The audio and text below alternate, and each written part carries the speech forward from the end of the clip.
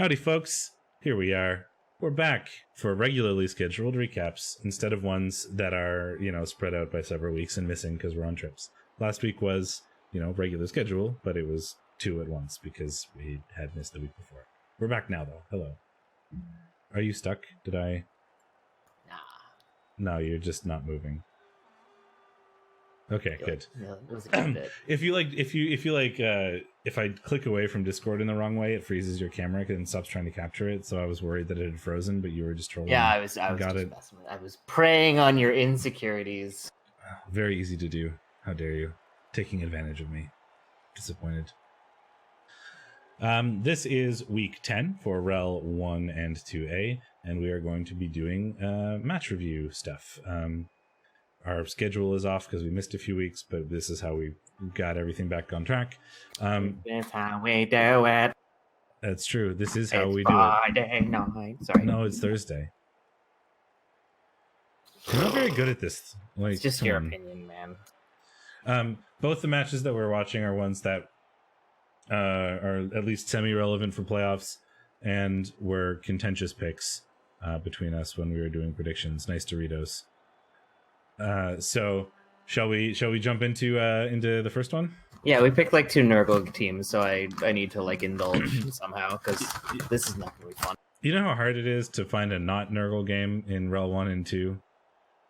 Very. I mean, I'm part of the problem. I fully admit my own Nurgle privilege here, but like, it's hard. Everybody's Nurgle.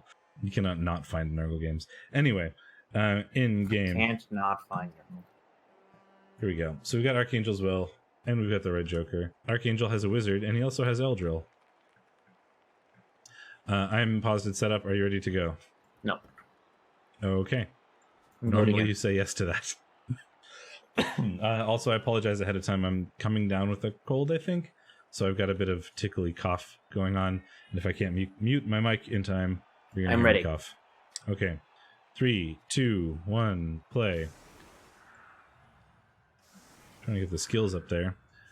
So Archangel has a Babe, a Wizard, and Eldril. Eldril is pretty good. And has chosen to go on defense first, which is the classic Wood Elf choice. Yeah, and then Eldril is especially good against the teams that are going to sort of try to cage up and walk forward, because you can just, hypnogaze a cage corner. And generally that'll be a guard piece that you can then find your way to leap in and be super annoying with that strength 4 ward answer. One thing that I guess Red Joker can be happy about is that Archangel doesn't have like a strip ball tackle wrestle type leap. Or wait, yes he does. Never mind. He's got Savari. I'm dumb. Shut the fuck up, man. So that works. I mean, and strip ball is irrelevant because everyone is sure hands these days. So like you can take away a guard with Eldril and then just like leap in Savari and have a good time. I would even. Considering that Savari doesn't have strip ball and does have wrestle, it must be said, this is an incredibly aggressive setup from our Joker here. Had that kicked on deep, that would have been bad news bears, or could have been bad news bears. Well, yeah, I was gonna say, like, why not carry on the strength 4 guy? I understand he's your sacker, but you don't need to sack really here, and then suddenly the Savari isn't going to be as effective. I know your strength 4 guy is wrestle, but so does Savari anyway. And then you have the sure hands guy as recovery for when you get lightning bolted. Like, I think I would like carrying on the strength 4 piece here. It's harder to sack. Because with like the Eldril, get rid of a guard, leap into the cage threat. Your ball is just never going to be safe. Yeah, I suppose. Plus the wizard. Yeah. Well. Red Joker attempting to get some removals here. We have we've got 1 stun so far, with only 1 star player picked up. Archangel has a bench of 1, so any removals are pretty good in terms of like cutting down numbers.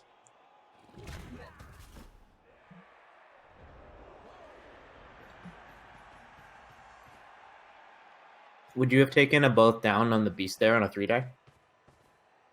I don't think so. I mean, sure, it's a potential to remove players, and that's really important in this matchup. But that leaves your ball, like, with the beast being on the floor, your ball is pretty exposed. Because you don't have the guard stand firm piece on the corner there, and you're one Pestigore, like, Hypnogaze away from being sad. Nah, there's only, like, one square you could stand in, and it would have a guard, so... Oh yeah, I didn't see the Nurgle Warrior there. No, you're probably fine. I still think I wouldn't do it, but it is tempting. Should open this up so I can see chat. Well, there is no chat currently. Insta-blitz on this thrower here. Yeah, I mean, he's an exposed piece without dodge. He's got armor 7. Armor 7's been pretty strong so far. We're going to take a free Rotter hit on Dead Wish, living up to his name, but a POW is not... He's at least blodged, so it's pretty opportunity to put a Beast of Nurgle on both dancers now, and as Kislev will tell you, Tentacles does work on leap. It does. It's not as effective against Strength 4, but it's still a chance. It's still dice that the elves have to roll, and the other War Dancer is going to have a bit more of a time getting off. He's got to be careful that, because right now he can get a 1 die on this beast, and that is a 4+, and I think is this gonna be safe?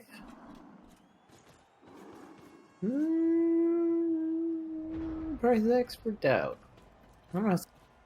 Yeah, so he can bring in another assist on this side and get a 1 die on this beast, which isn't bad, but a push isn't good enough, so it is a 4+. But it is a 4+ to get a Mighty Blow hit on the beast for free. Well, 2+, 4+, because really ugly is the thing. Really ugly. That's what I'm calling it. If you wanted to be super aggressive, he could, like, you know, pray. Oh no, he gets a 2 die even, right? Because he can get the. I forgot that the tree head guard. He could pray that he makes tentacles with the Strength 4, and you could get a 1 die on the ball here. But you're going to get a better opportunity later, so you don't really need to worry about. I think he needed to fill this square so that the tree couldn't come in here if you wanted to base up this aggressively. It does mean that, failed dodge there is nice.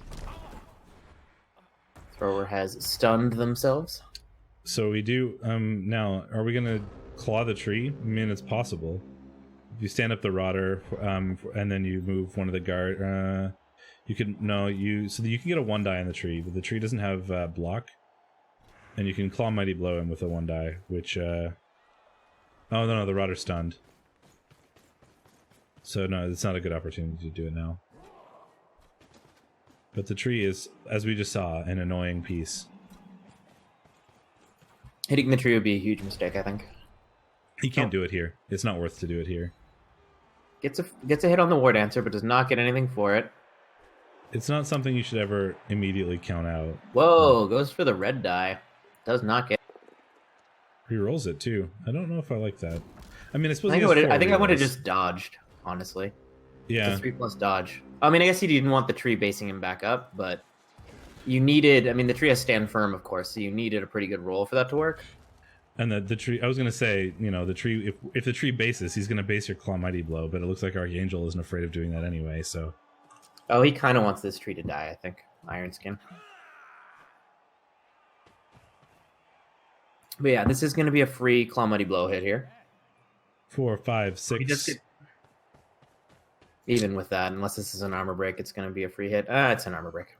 You're ahead. There's the armor break.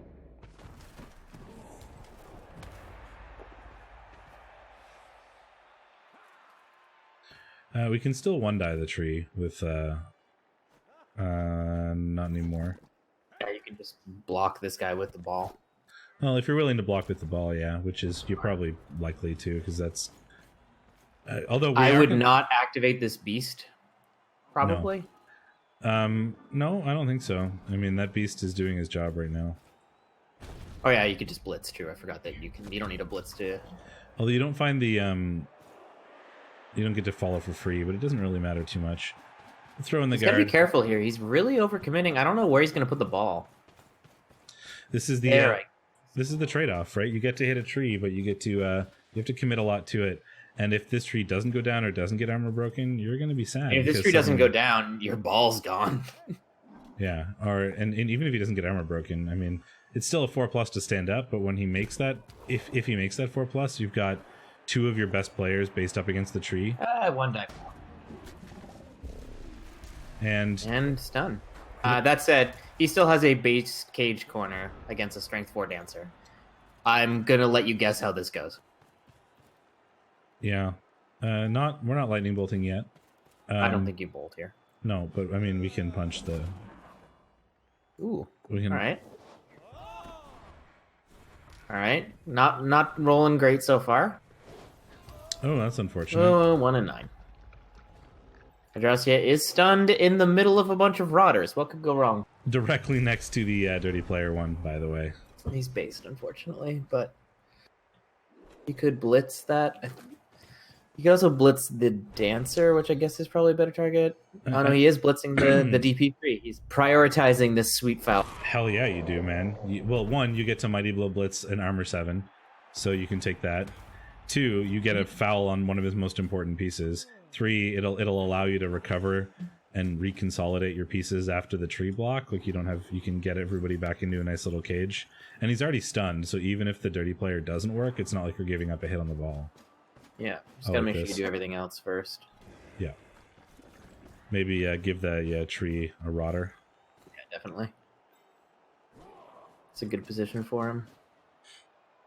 Lining up this turn, I would hit with the beast. Yeah, if the 3-die works out. Yeah, it's a 3-die, and bit of a graphical bug there, not showing the player being hit. Don't love this follow. This follow leaves the ball kind of exposed. Instant send off, no result. I know that. Mighty Blow is a good skill. It gets the removals, you know. I mean, that is the downside of fouling stuns. Is sometimes you roll a double 4 on injuries. Oh, he doesn't activate the beast. He's not willing to take that risk. I think with the follow from the wrestle piece, he couldn't afford. Yeah, he can leap that ward answer. No, he's going after the rotter. He could leap the ward answer and hit the ball if he wants, but Yeah, just with electing a to back red off. die, needing a Tentacle's doing things this game. He's just electing to back off, which I think is probably the right choice. Like, there'll be a better opportunity to come in at this ball. Every turn you slow down the Nurgle, we'll put them in a harder position to score on their, like, turn 8. And then if you can, like, you know, Eldril your way in and just stop them from scoring, or Wizard to stop them from scoring, you've pretty much won the game. Doesn't go in with a tackle player and is punished for it. Eldril. Uh-oh. We're freeing up. Well, I guess he's going to probably move the beast on here, but I bet you money this beast really stupid. I don't know. That's a shame. I mean, Eldril can hypnogaze the beast, but he's in two tackle zones. So one thing that Archangel was clearly doing here, he blitzed the only rotter remaining on the field. So he was like, I'm going to make sure that fouling Adrastia is harder for you this turn. Yeah. This is not even a little safe.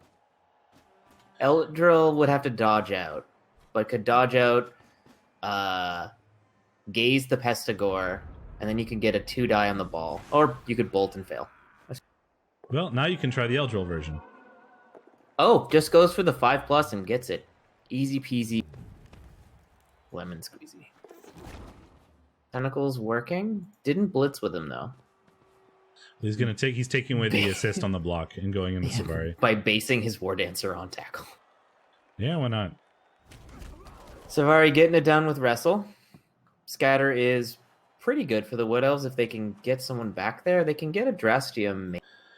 He who catches unseen can probably leap in there. And There he's also is. at G5. Oh, yes, there he is. Yes, if he leaps from the square next to Savari, he can get in.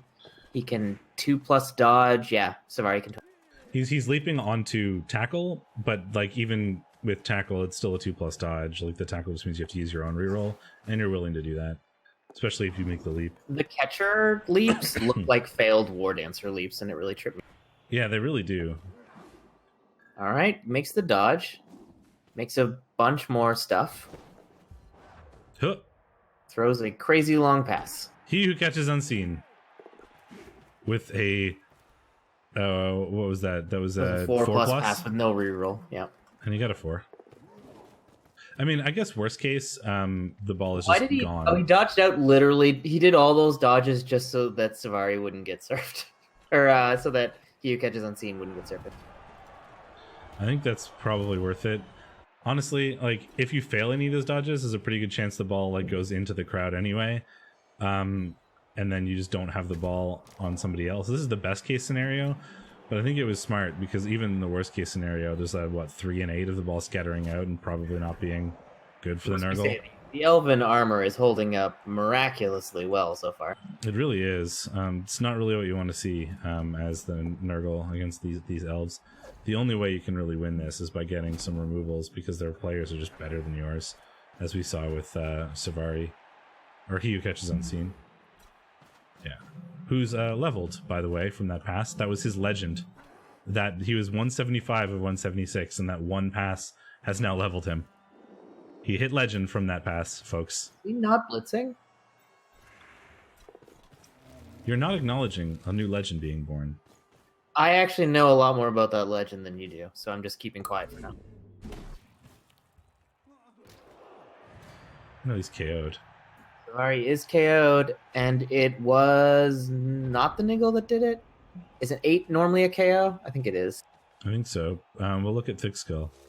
Yes, 8 is a stun instead of a KO for Thick Skull, so it's 8 is a KO. It was not the Niggle what done it. Yeah, not a lot you can do to stop this score now as Nurgle. Nope. And this is like the most annoying thing as Nurgle is you're like, in order to progress up the field against the sort of threat of Leap and Agi, you need to keep your team together to keep the guard, near your ball so that your ball is safe. But then if the ball ever gets free, the elves just leave, and then your whole team is together and you're too slow to do anything about it. It's like a lose-lose situation for Nurgle against Wood Elves. You have to stay together or else they take the ball and leave. But if How you stay many together, 3 dice they will leave. it take to kill the War Dancer? Let's find out. At least 3. So this is 6 dice so far without a knockdown? Well, 9 gets it done. Dead Wish gets... Let's find out. Just- Armor broken. Stunned. I mean, a lot of stuns here. I mean... No, I mean, there've been an incredible amount of armor breaks. Well, actually, a low amount of armor breaks and a low amount of actual damage for it. There's been 1 KO, and that was from a foul, right? Well, we're about to see another foul coming in on Eldril Sideliner. Who has been sent to the sidelines. Sideline for good. Well, he hypno-gazed once. He did his job. Yep. He got you a turnover. Hey, Hey, Tessa. Tessa. Jinx. Janks. And that is a touchdown for Fleur de Lys and Archangel Zool.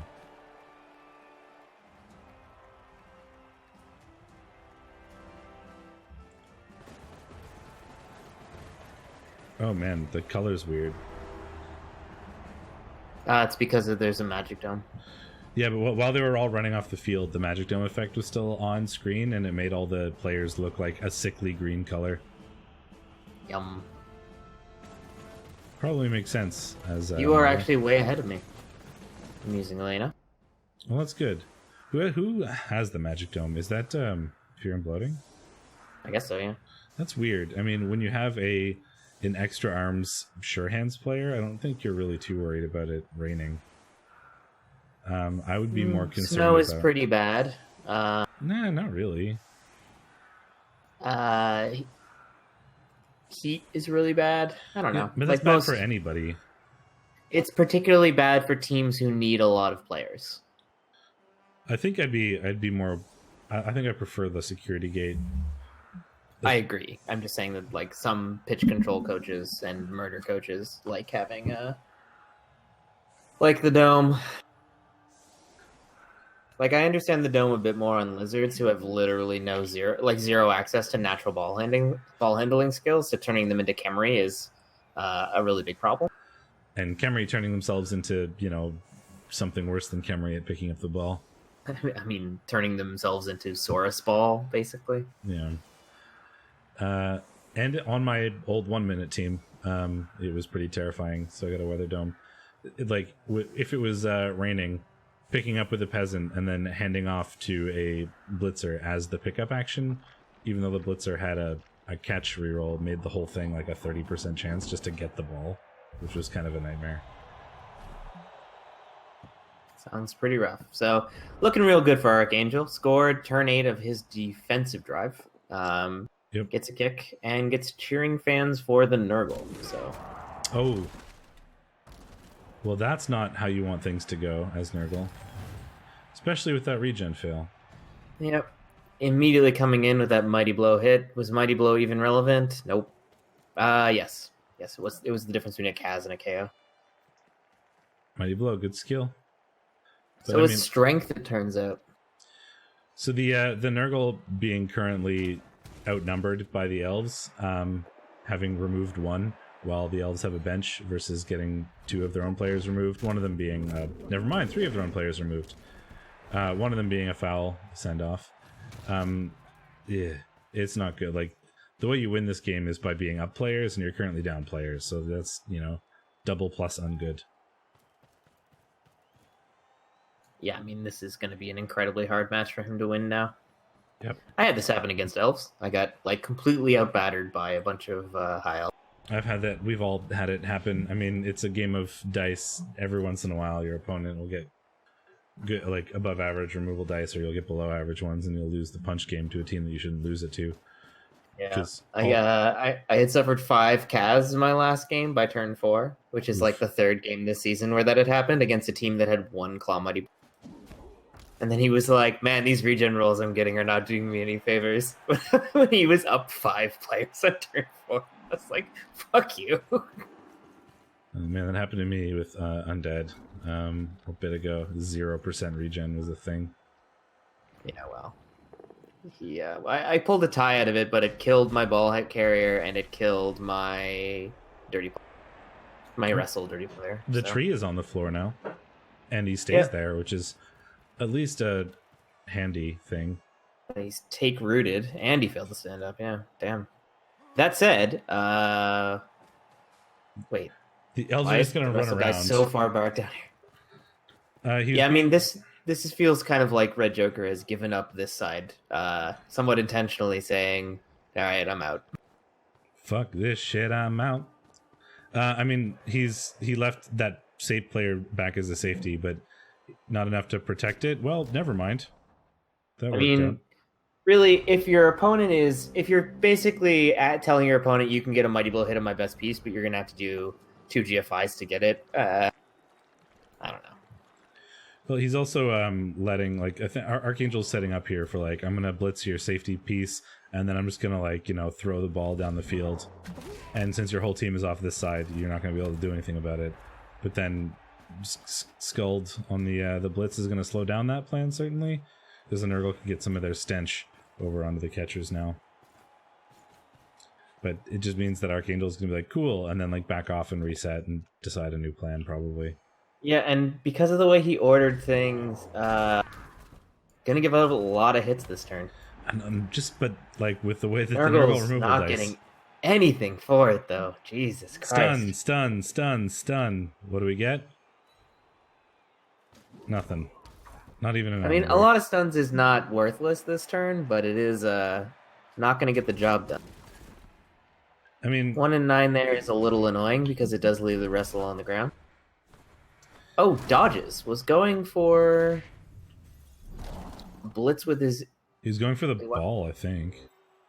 1, 2, 3, 4, 5, 6, 7, 8. Yeah, he was in range of the ball. It was a 4+3+2+2+. I don't know about that. No, I think it may have been better to just blitz the word answer with one of the people who were available.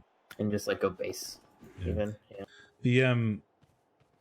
The getting a heavy stuns is generally okay as Nurgle when you're playing against another bash team, because that a stun against a black orc or whatever is essentially the same as lose 2 turns for that black orc. It's worth noting foul appearance is triggered literally 0 times. Although I think that's been the second block on something that it was capable of rolling foul appearance on. No, it's definitely been more than that. Well, Pestigor's, I don't think it's been a lot, but it's been.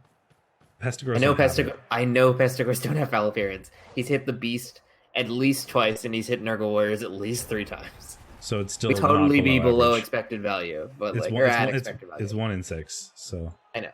I'm just saying. I don't know how many times it's been rolled. Just it has happened 0 times. That's all. So the wood elves are definitely just going to run it in next turn unless you do something about this. And I think you just 4+ dodge into a 2-die on this guy. I mean, yeah, you can 4+ or no. Where's the with the rest of the guy? I see. Nope, more bad dice. Well, not bad dice, but like not correct dice. I mean, that was a 75% dodge, and it failed. Well, I mean, the risky stuff the wood elves have done worked, and the risky stuff that Nurgle have tried has not. But yeah. What was I saying before? Getting a bunch of stuns against like a bash team is generally fine. Getting a bunch of stuns against an elf team is bad because it doesn't actually take them out of the play. They just stand up and leave because they have so much movement. You really need to get them off the field for it to make a difference. Yeah, I agree. It's like you're like, oh man, he's still getting armor breaks. What's to complain about? I mean, the stuns are just awful against an elf team. They just don't do enough. Yeah. Yeah, they don't do anything. Well, yeah, not enough, I guess. Oh my gosh. The elves are just like the first half was like, you know, it was closer, and then there was like a good elf turn, like the one good elf turn that everyone's annoyed by that worked and prevented the Nurgle from scoring. But this second half so far is just the elves making the Nurgle like so sad. Not only are we going to score on you whenever we want, we're also just going to bully you into the earth. Yeah, that's what happened when I played Wood Elves this season too. Poor Nurgle.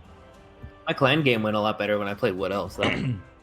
That was nice. I was going up against a pretty disgusting Wood Elf team with lizards, which is, you know, a terrible matchup, but pulled it out. I'm surprised. I'm both surprised and happy we won that week.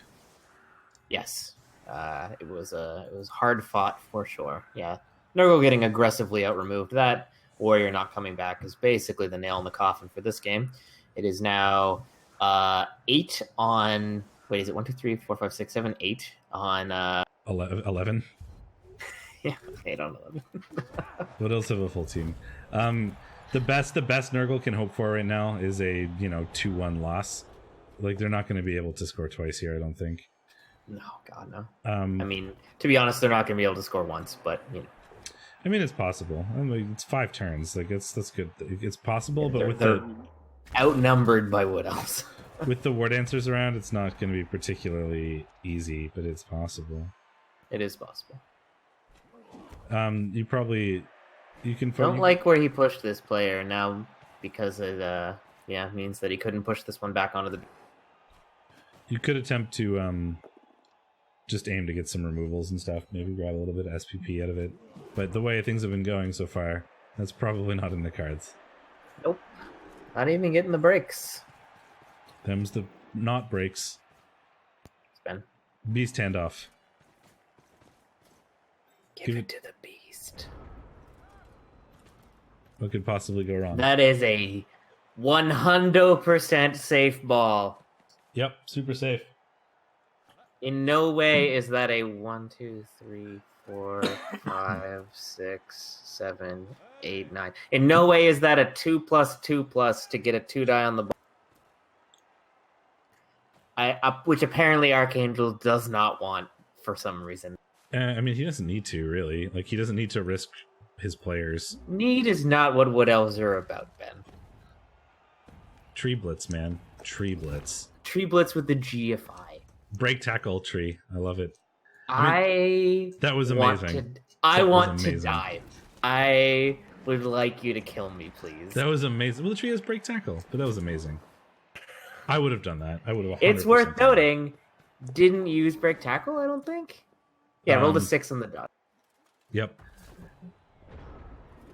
I want to die. At least the tentacles was really easy because he had to roll a 6+ on 2 dice with a +1, so he needs to roll a 5+ on 2 dice for the tentacle. Wouldn't that have been amazing if the tree tried to break tackle dodge through and failed the tentacles? Beast just like, no tree, you can't go anywhere. Squish. That would have pleased me so much. But like, I don't understand why you would do that Fun. He's just gonna foul. This game is just like on totally off the rails. I love awesome. it. It's amazing. Goodbye again. Like 3 fouls, 2 send-offs or something like that. 4 fouls, 2 send-offs. But like he didn't even leave like a recovery option for himself. He's just like fucking tree blitz. Yeah, it's amazing. Be safer on the ground. Doesn't want to risk the yeah, he is against the claw, really. Didn't want to risk like his good players, and he doesn't. All he has to do is slow down the Nurgle like a turn, and then they can't win. So he doesn't really care. The Nurgle can't win. You could literally have the Wood Elves deleted from the pitch right now, and the Nurgle would still lose this game. I think they could win, but it would be not easy.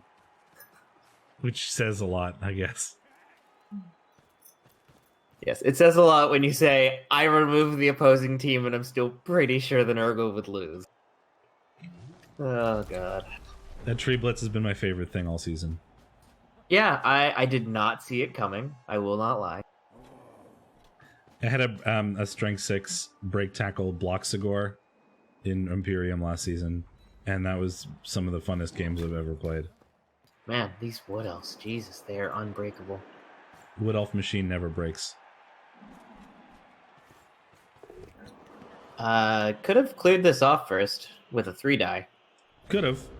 Turns out, 1 in 27s. Less likely than 1 in 9s. Weird. Weird. The tree Quick can't maps. stand up.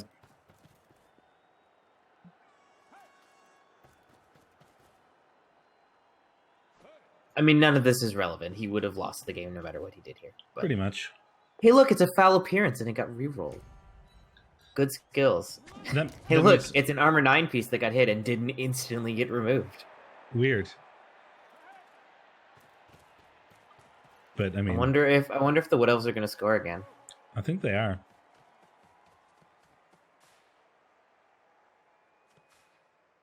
You know, it's totally fair and balanced. Elves. Yeah. It's worth noting that Red Is he Joker gonna vanity pass? Yeah, he's gonna vanity pass. Up at the top of the div right now. Archangel just outside of playoffs, so a win here is actually pretty big for Archangel in terms of like playoff relevancy. I'm just gonna screen. A loss here doesn't hurt Red Joker's chances very much, but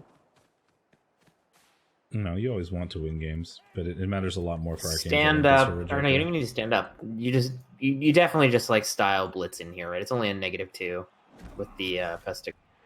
Yeah, I mean, why not? That's a 3+. I mean, he's not gonna get it, but you should do it anyway. Pestigor needs dodge. Just gotta make sure you take away the assist first.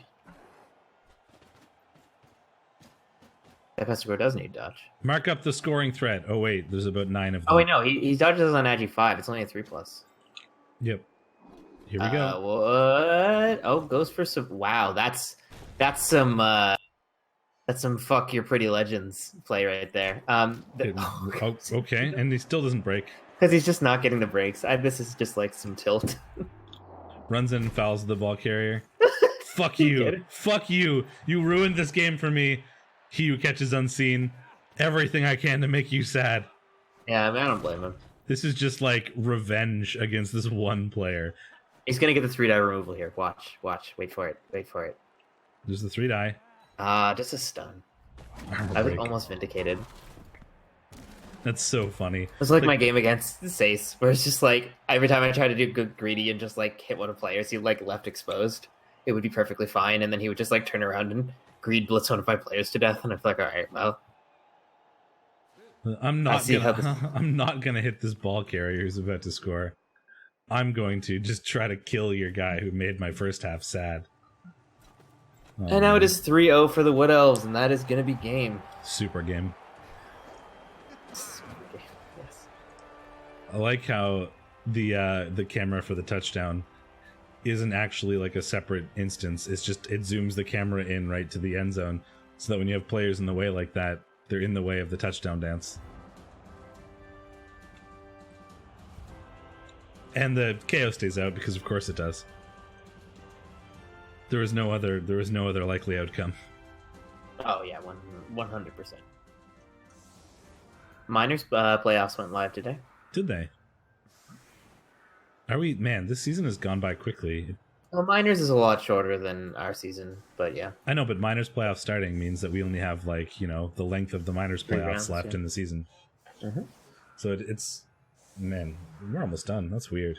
Do you want to hear a crazy fact about the minors playoffs? It doesn't feel like it's been this long, but I guess it has. And yes, continue. Something utterly insane. There are no lizard players in it.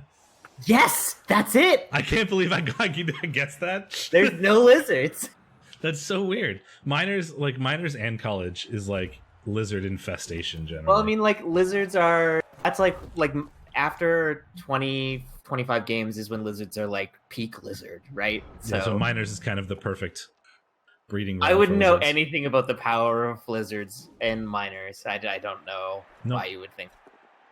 You know what's not so good in minors? Nurgle of like one season Nurgle. I mean, you did make playoffs with a negative touchdown differential. That's true. There's a very specific situation in which that occurred. It was like there's a game being played on the final week of the season. I will make playoffs if they tie and no other result. Like if either one of them won, the touchdown differentials / the points would have been enough to make that person go. But if they tied, so neither of them got a win, then I went to playoffs, and that's exactly what happened, which was pretty entertaining. And then my whole team died in playoffs, so that was fun.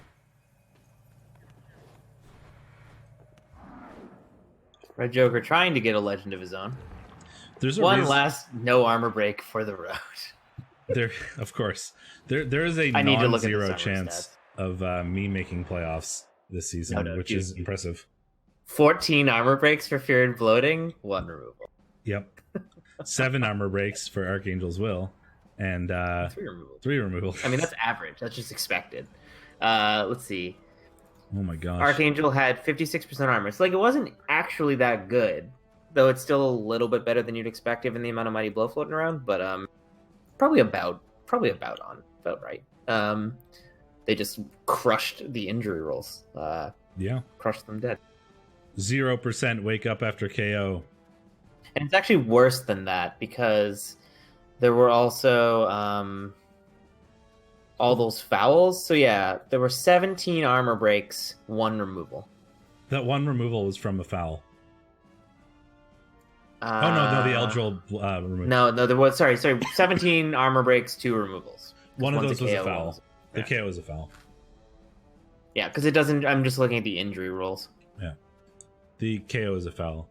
1 regeneration failure, 0 of 2 KO recoveries. At least the foul appearance was basically average.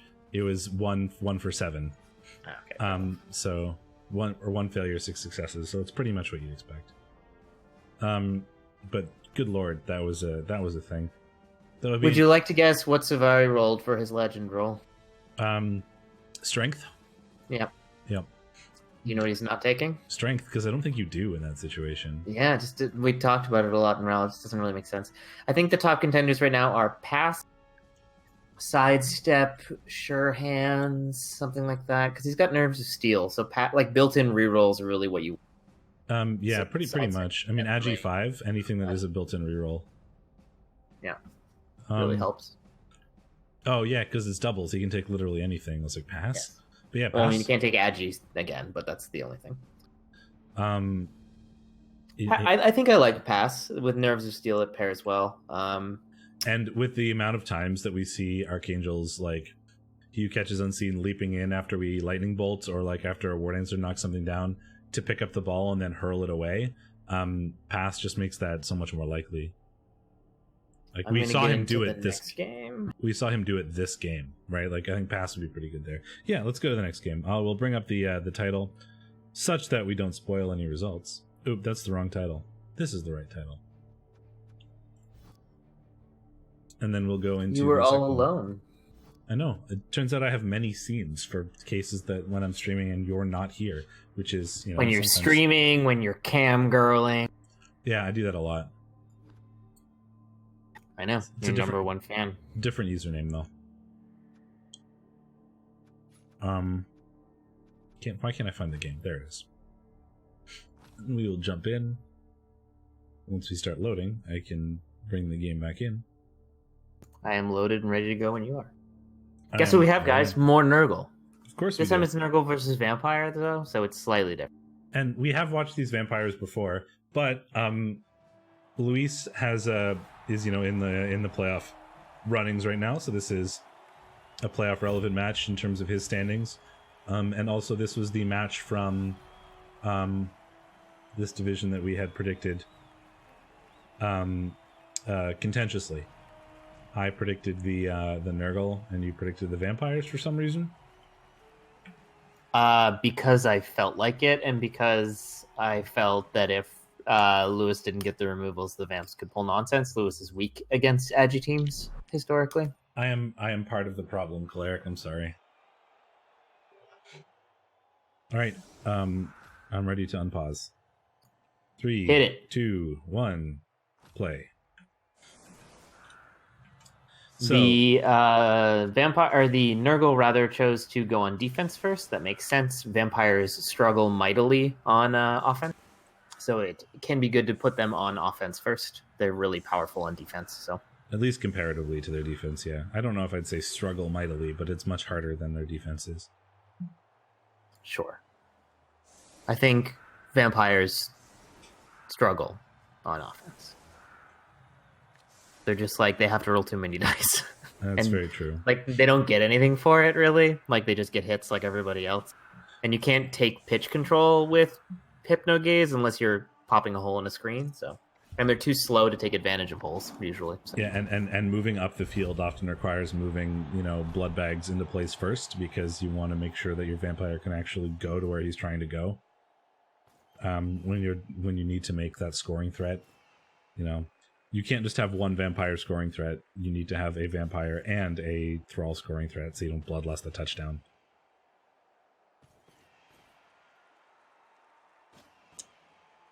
Making sure to get 100% value at... Oh, no, didn't move one player. I was going to say, I thought he was going to get total value.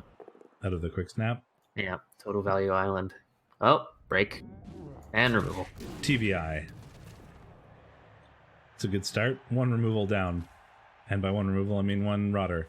I'd feel bad, but fuck Nurgle. Hey, look, now if he makes this block, that's a... Oh, it isn't a bullet as long as he can follow. If it was a both down, he would have had to skip it. The Luis does have a huge bench, though, so it's going to take a while to chunk through all these rotters. Huge bench, yeah, but it helps for this drive, and this is the drive where the vampires are likely to struggle, so yeah. Oop, there's a bloodlust. They call So we're him gonna big get our bench because he got first- a big bench. First armor, or first injury roll of the game. Let's see what we get. Well, for the Vamps. Dead. You You can't kill blood bags. I know. Do you, Ben? Do you know? Yeah, it can be a stun, a KO, or a badly hurt. Interesting. I wouldn't have rerolled that, I don't think. I mean, you have 5 rerolls, so I kind of get it, but... This is... The Nurgle, this is interesting. This is the second game in a row where we've seen the combination of Hypnogaze versus Nurgle. It's particularly good against Nurgle because it's really good for nullifying the beast. Yeah, and though it's less good when you're using what's his face, Eldril, because then you end up with Eldril based against a beast of Nurgle, which is ill advised, certainly. Yeah. And it also, it's not as important, but it bypasses, really ugly. Yes. But it doesn't nullify really stinky. Nothing does. Nothing does. Nothing does except for being removed from the pitch. So while it's worth noting, by the way, here that this Strikes Bound 5 vampire can pretty easily punch one of these claw pieces, though it's the second one that is the problem, really. No Bloodlust fail is relevant there. Gonna have to bite a down vamp, or a downed... So what I think we're gonna see here is ball spawn number 2 come in and blitz... I'll let this slow animation play out. Ooh, there's a Kaz. Badly hurt. Badly hurt on the wrestler. It begins. Or was that the wrestler? No. It was the guy next to the wrestler. Ah, okay. Yeah, this is exactly what I expected. This is gonna let him push and punch both claw pieces that are based up here. So Can't really base this aggressively against vampires. I mean, you can. You're still forcing them to roll dice, which is nice. I mean, he got a removal on this turn passively because, vampires are a thing. Yeah, forcing the there you go, foul appearance. Forcing the vampires to roll dice is generally always good. They're going to roll ones on something. Oh, and he rolled the foul appearance. Oh, no, he didn't. I'm lying. So sure, he deactivated the beast here, but the beast can reactivate on a 2+. Going after the ball. Relying so much on the sort of like strong presence pieces, the guard, block, strength 4, the beast of Nurgle, to get in the way and be annoying. The Hypnogaze can counter that really aggressively. Would have liked to see a follow there, I think, on the Blodge farm. Would have opened up another pretty good guard spot. Now he's just rebasing in a way that can get him punched again. This is a strength 5 piece. You can't really outstrength him here. He's gonna hit it. That's right. Okay. This makes more sense all of a sudden. Ooh, gets a break and a removal. That's handy. The Warden is KO'd. One of the strength 5 pieces off the pitch. Quick, jailbreak. The Warden's gone.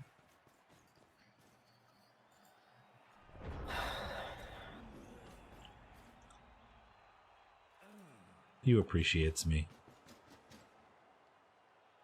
You know it. Goes for the casual 5+ and gets it. Lets him get a POW on the killer in return. It is a palm hit, potentially. It does pop. The vampire piling on animation is kind of cool. Yeah, it just kind of double foots into your chest. I like the billowy cape behind. Very dramatic. Gonna probably see a pass to this strength 5. I don't think you're... Oh, you are in handoff range, but that would be... How much stink is he in? None. No stink, apparently. It's 3 squares, so the closest is the Beast of Nurgle. Needs to get a reroll here so we can screen this off a bit better. Though that doesn't actually help. I don't know why I said that. Oh, no, that helped. So that forces a 3+ at least, but yeah. This guy has no way to get the assists he would need to get in here. He really had to do this turn because there was 2 pests just threatening that could get to his ball, and he wasn't just going to be able to go up the field. Like, his only real option to make the ball safe this turn was to get it in the hands of a vampire. So now he's got 2 guard freed up, so now he can go... Oh, okay. He had a 3+ hit on the ball here. Might have gone for the 3+2 die. I will not lie. Because you could have done that exact same thing that you just did, but you hit the vampire instead. But before that, you dodge out the wrestle tackle and put him in the backside for an assist. Because you had the beast and this blodge firm piece free. This does allow you to put the beast on the ball, I guess. And you also got a hit on the weaker player. But it's a strength 5 dodge ball. I don't think it really cares. Yeah, it's got to roll, what, a 7? I think it's even a 6 for mutual. No, it is 7. No, it is 6. I think because it's yeah, it's a 6. 6+ on 2 dice is not particularly difficult. Well, oh, Woody have failed the dodge anyway. This isn't how dice work, but yes, snaked it. In fact, I mean, how dice work would be the like POW that he got would have been a successful dodge. Because it is just a string of dice that you pull from. Yeah, I don't think it separates. It does not. There's just one big old string of dice that it pulls from. Ooh, Hypnotic Gaze fail there. He can blitz through. No, he would need another. He can. Now he can blitz through the beast. Not with a push, he can't. Nope. But he does reroll it and find a POW out of it. Stand firm. Strength 5 away. Now you just have to be worried about, you got to make sure you save a reroll or a blood bag, and then you're good to go. Some self KOs coming in here.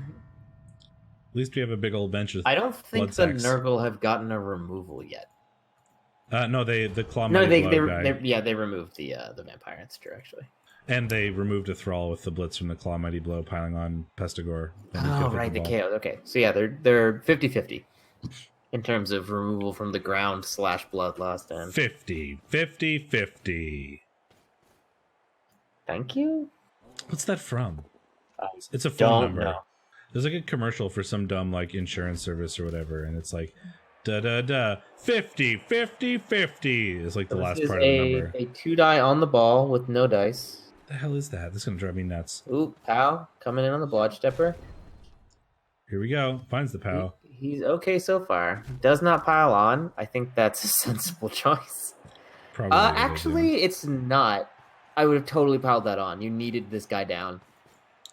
You don't have a recovery option. Yeah, but if you don't, he's just going to stand up and take the ball. He's ag 4. He could blitz. He's in 3 tackle zones. 4. Yeah, but your the vampires can't get to the ball, I guess. Yeah, this is going to be tough. You're right. It's probably even better to leave When it on you're the floor right, than it you're is to... he could have tried to pick it up with the guy who blitzed, but I think it's better to leave it in the tackle zones. He can, 1-die blitz himself free, but it didn't work. He had the potential to like hypnogaze one of those tackle zones off. Yeah, he could have made it a 4+, yeah. Yeah, but still, it's a lot of dice to get a 4+ to pick up the ball, which isn't necessarily great. Welcome to vampires. That's true. He's just gonna try to, return the favor by making it difficult for the Nurgle to pick up the ball. Yeah, and he's gonna make this annoying as fuck. The Nurgle can't get a 2-die currently on Revived Commander Shepherd. They can get a 2-die with a GF. No, they can't. They can get a 2-die if they blitz with the Pestigore. That's true. Which they might be tempted to do. They have no other really good blitzes. And it is tackle, so And it's your best get chance of getting they it can down. get a surf here on this vampire, which is nice. And they're going to take it. They're even threatening a surf on the second vampire. He's fine.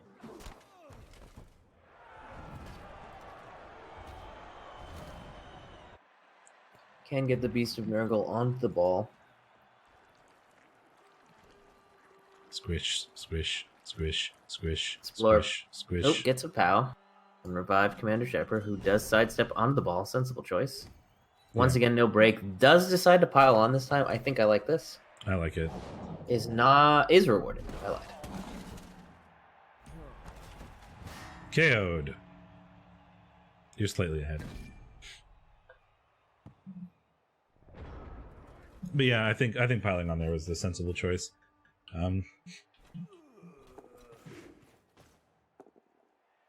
Especially because the scatter could have been bad. Yeah, exactly. Oh, I paused like a million years ago. That was a mistake. Oh. Well, Jaheira just absolutely ruined that. Like that Thrall just taking this down. He's the hero of this team. 4+ success, 3+ I love it. scores. Easy. Easy game, easy. We don't need vampires. Or crutch. Just the original Thrall that's been with this team since the beginning. Gets the KO back. What do we get for the vampires? Because they have a couple vamps out. One vamp, one for all. So perfectly average. Is there any inducements? Not that I can see. Not that I can tell. Unless, no, BioWare for Life does have 5 rostered rerolls. That's the only thing I can think of is that they would have bought a reroll, but I don't think so. So I'm pretty sure there's none.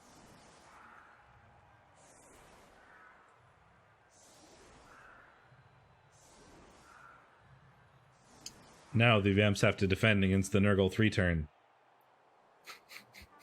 I mean, it's a thing. That said, it's something Vamps are pretty good at, like, defending Stopping? against. Oh, yeah. Yeah, I mean, the only way the Nurgle can really be safe is by keeping their team together and, caging up and blah, blah, blah. And then the Vampire's like, haha, your cage is cute. Hypnogaze. Cute cage. It would be a shame if somebody were to hypnotize it. Feeling cute. Might cage later.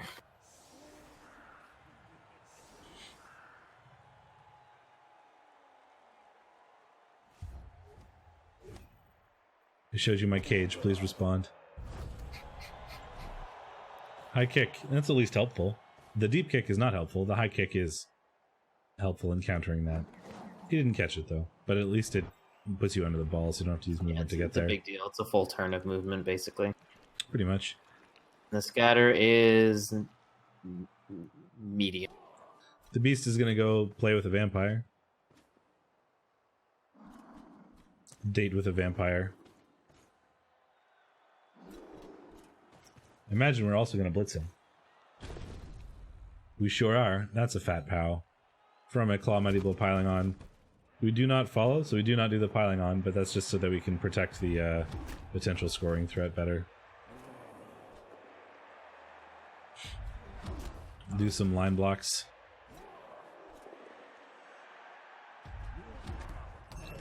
Oh, there you go. Got one.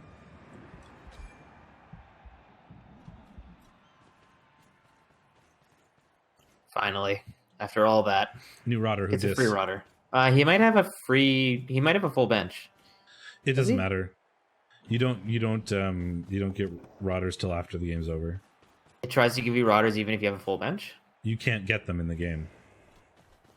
They don't happen. Like you can with undead, you get the zombie immediately. Yeah, I know. So like, if you had a full 16, bench, he has 16 players, is what you're saying. that's what I mean. Yeah. I don't know. That's a good question. I think it'll try to give it to you at the end of the game, but then you just can't accept it. All it is the pop up you get at the end when when you try to buy winner. one. Yeah, but it costs 0. So you probably either you don't get that pop up or it just like automatically declines it. I don't know, but the way that Cyanide codes things, you still is gonna like trigger the Nurgle's Rod and put in memory the like please recruit this player at the end tag.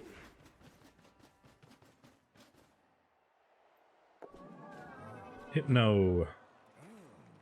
Man, vampires are just so good at countering like 2 turns. Or 3 turns in this case. Not only do you have the blitz to try to eliminate a scoring threat, you can also just hypnogaze players who then have to like activate and run to the end zone before they can receive the pass. I mean, it effectively gives you an additional blitz with some very serious downsides.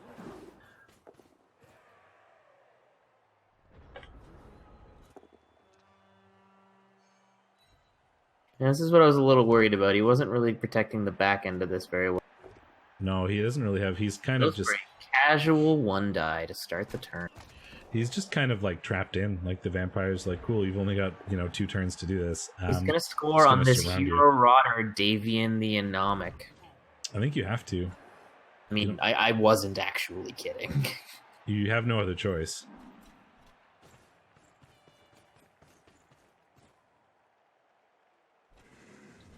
Go put him in scoring range before you do anything else. In fact, you probably should have done that at the start, before taking the 1 die.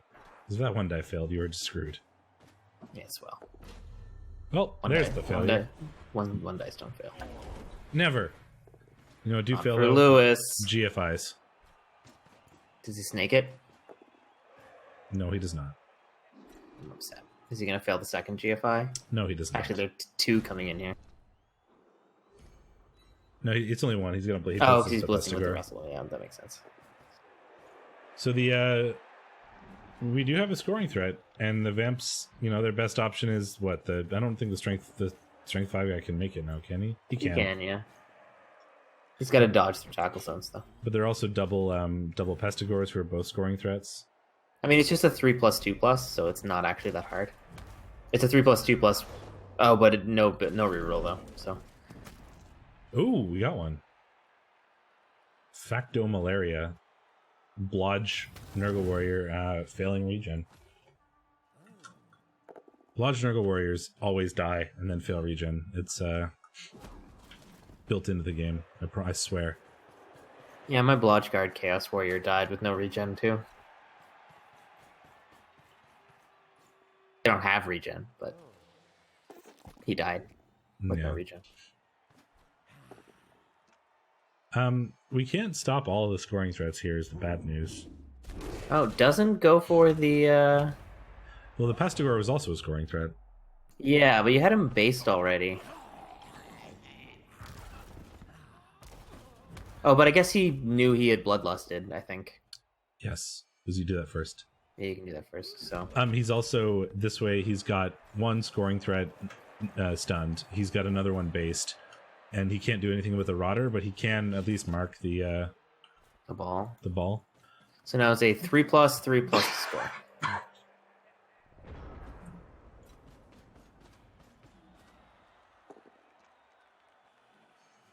Oh, never mind. He doesn't need a 3+ because he can just, of course, splits him. It is a 3+ to score. Wonder how that's gonna go. Failure. No, we got it. Well, that worked out better than expected for the Nurgle. I might have taken... Yeah, I might have taken a claw palm hit for the road. Oh, he didn't have any blitzes left.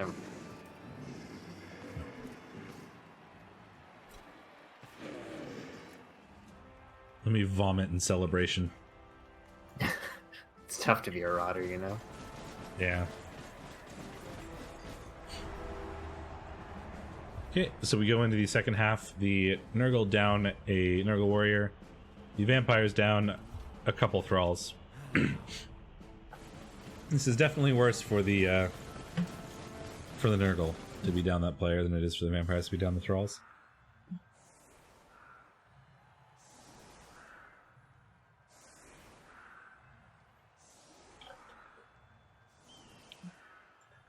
But now the the vampires get to be on defense, which is exactly what they want here.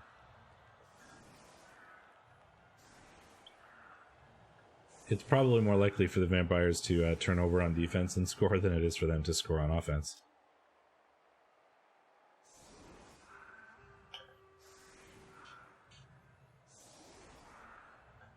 The vampires do have a full team. Electing to put the guard vampire on the line. I mean, he's movement 5. He's also blodge. So I guess you don't mind too much if he goes away. And you do need some thralls as snacks, certainly, but it's an aggressive position. Pestigore just catches the ball, no problem. And the KOs begin.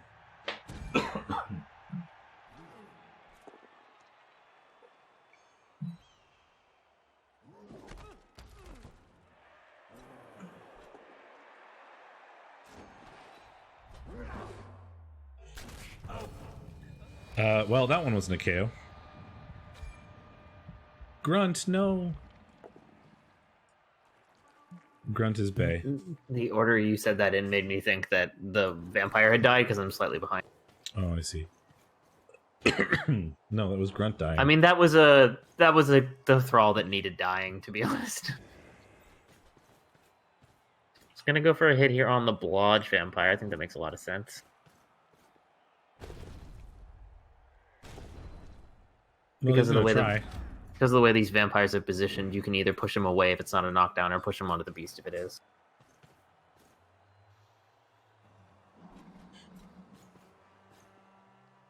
We gonna foul this vamp? Hell yeah, we are. Give him the boot. Dong. So many KOs, so little time. Well, that was a good turn 9 for the Nurgle. I would feel pretty happy about how that went if I were the Nurgle and I was attempting to score here. I mean, they got 3 removals, actually. Yeah. Not bad. A Kaz and 2 KOs? Not too shabby.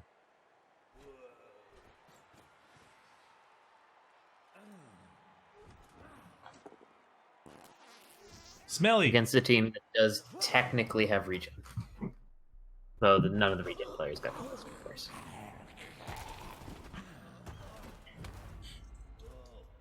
That's a big bloodlust. And that's a big smell. Big ol' stink. That a lot of good players being tied up by this beast now. Optimal situation for a beast. He's very pleased with that. It's so satisfying when your beast is just there being annoying. It's amazing. It's the best part about being Nurgle. It's just watching people get frustrated by your beast.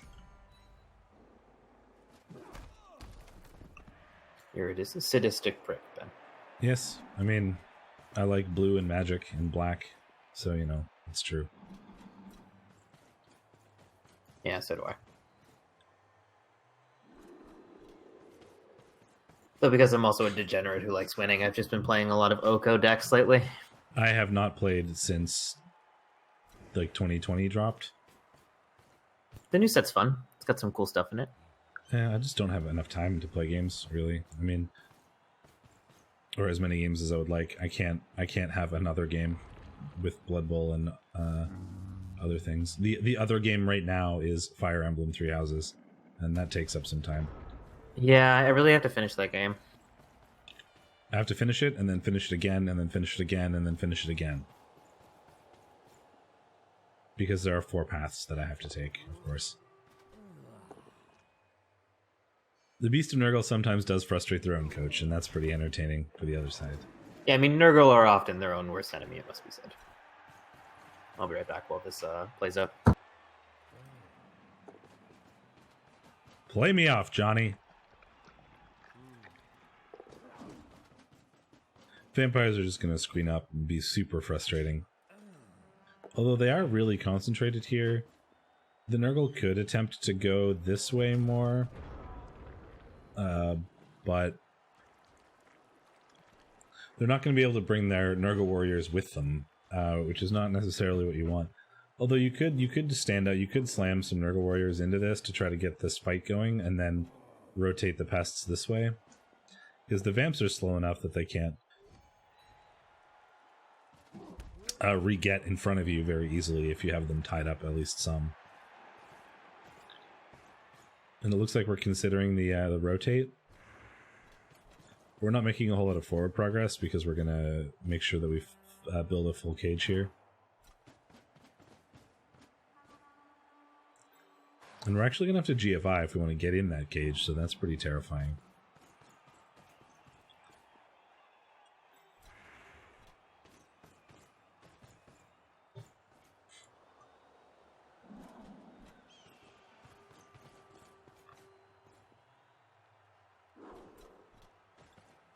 This is the scary bit. He's good. This might not be enough commitment over here. Like, this is going to be pretty easy for the vampires to just punch through and then not actually be committed to. I probably would have considered taking this Nurgle warrior and putting him in here as well, just to try to make this harder.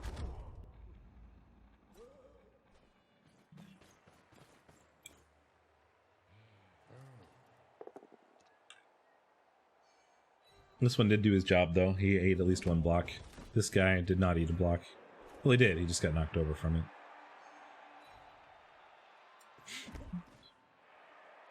Punch. Bloodlust. Failure. Oh, rerolls it. Into a success. Yeah, they're so slow. This, like, the more I play Blood Bowl, especially as, like, bashy teams, the more I realize that it's, like, the speed of the agi teams that's more annoying than, like, the agi. You can play around, like, knowing your opponent has free dodges, or, like, very likely dodges. That's a terrifying position. Or, like, you know, you just add more tackle zones to things, or you put a player on either side, or you put guard in places, or whatever. You can pretty easily play around the agi aspects of an agi team. It's so hard to play around the speed aspects, because it turns out they just run away, and then you're too slow to catch them. And, like, you can't really play around that other than making sure your positioning is really good. We have no way to react to it either. The slowness is the biggest advantage, I think, that agi teams have over bunch teams more than the agi. I would agree. Although, Though, I mean, the agi obviously is relevant, or else humans would be a good team. Yeah, well, obviously. Humans are a relatively good team at early levels. But, yeah, no, for sure. But it's just talking about, the more I play Bash, the more I realize that it's not the agi that bothers me, it's the speed. My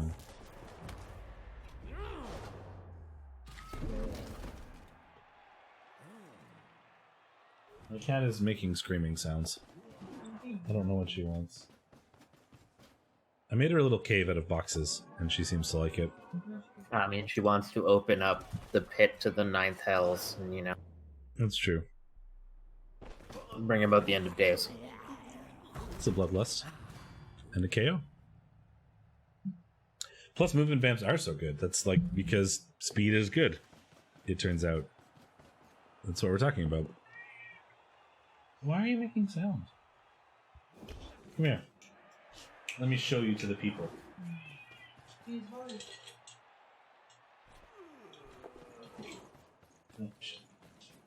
She will not allow me to pick her up to show you. I'm sorry. She squirmed away when I tried to grab her. Cat wants no part of this today. Pretty easy here to, fill that gap so that you can't...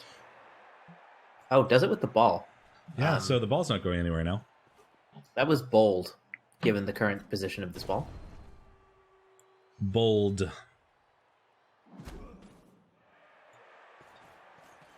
It's not bad, though. It's just certainly bold.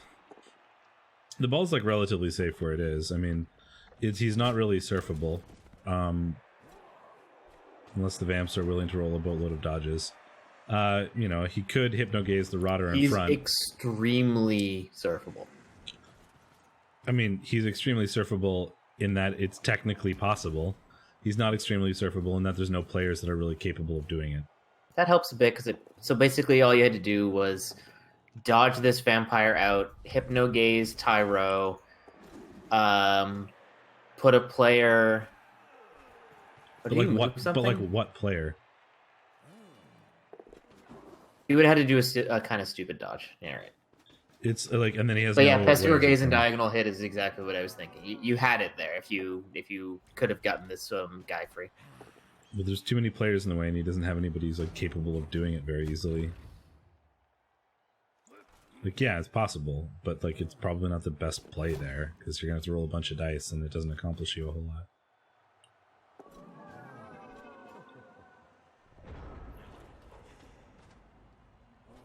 I like just getting the strength, sidestep, dodge, annoying nonsense piece on the ball.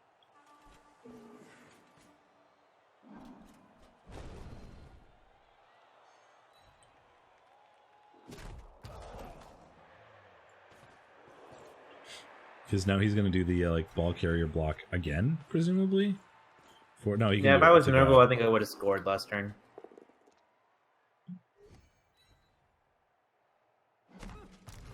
Oh, there you go. That's one way of solving that annoyance. But if that wasn't a KO, that would have been, like, super annoying for the Nurgle. The sidestep piece was doing work, being annoying. This beast is so dumb.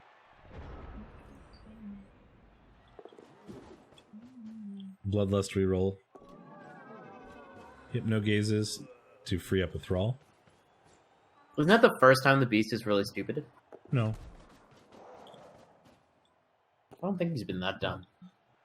He's Can come in for a 2-die hit on the ball here, yeah, that's true. Yep, very easy. Scatter out could be really bad for the Nurgle. And it is. Goodbye, ball. Well, it depends on where it goes. Okay, yeah, that's bad. It took a number of bounces to get there, but the Nurgle cannot reach that. Vamps can reach it, but it's with their... Well, not this turn, but it is with their Agi. Oof. At least it's just a stun? Yeah, on their Agi 3. But it does mean that they only have one recovery option. Yeah, the Vamps want to score. Pretty blitzable, I'd say. Yeah, this... The Nurgle are gonna... Well, I guess it... Well, no, you have to blitz him, I think. You could try to play, more aggressively for, like, quote, the win, but I don't think it matters. You need to blitz that thrall. And just make sure that you have scoring threats is pretty much all you can really do this turn. 75%. If this breaks an armor break, like, there's no... Yeah, okay, there's no way the Vamps are scoring. Your strat for the ladies is to hypno the thing and ditch it? That doesn't sound very nice. I think you belong in jail. Hot take. You can surf this hero thrall if you're willing to do a bunch of rotter dodges. That doesn't seem worth to me. That's because you have no spirit. Oh, that's an injury. He got better, though. Got better. So, Vamps can technically score. Or not Vamps, Nurgle can technically score. All they have to do is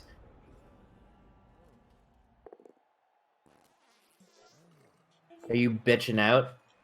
No, my throat is. Emily asked if I would like a beverage, and I said only if that beverage is like tea or hot water or something. Because normally So yes. beverage means normally beverage means beer. So yes, you are bitching out. I'm not leaving. Booze is great for your immune system, Ben. Your best scoring threat here is probably Hannibal Lecter here. You pick up, pass to a Nurgle warrior, hand off to a Pestigor, or hand off to a rock.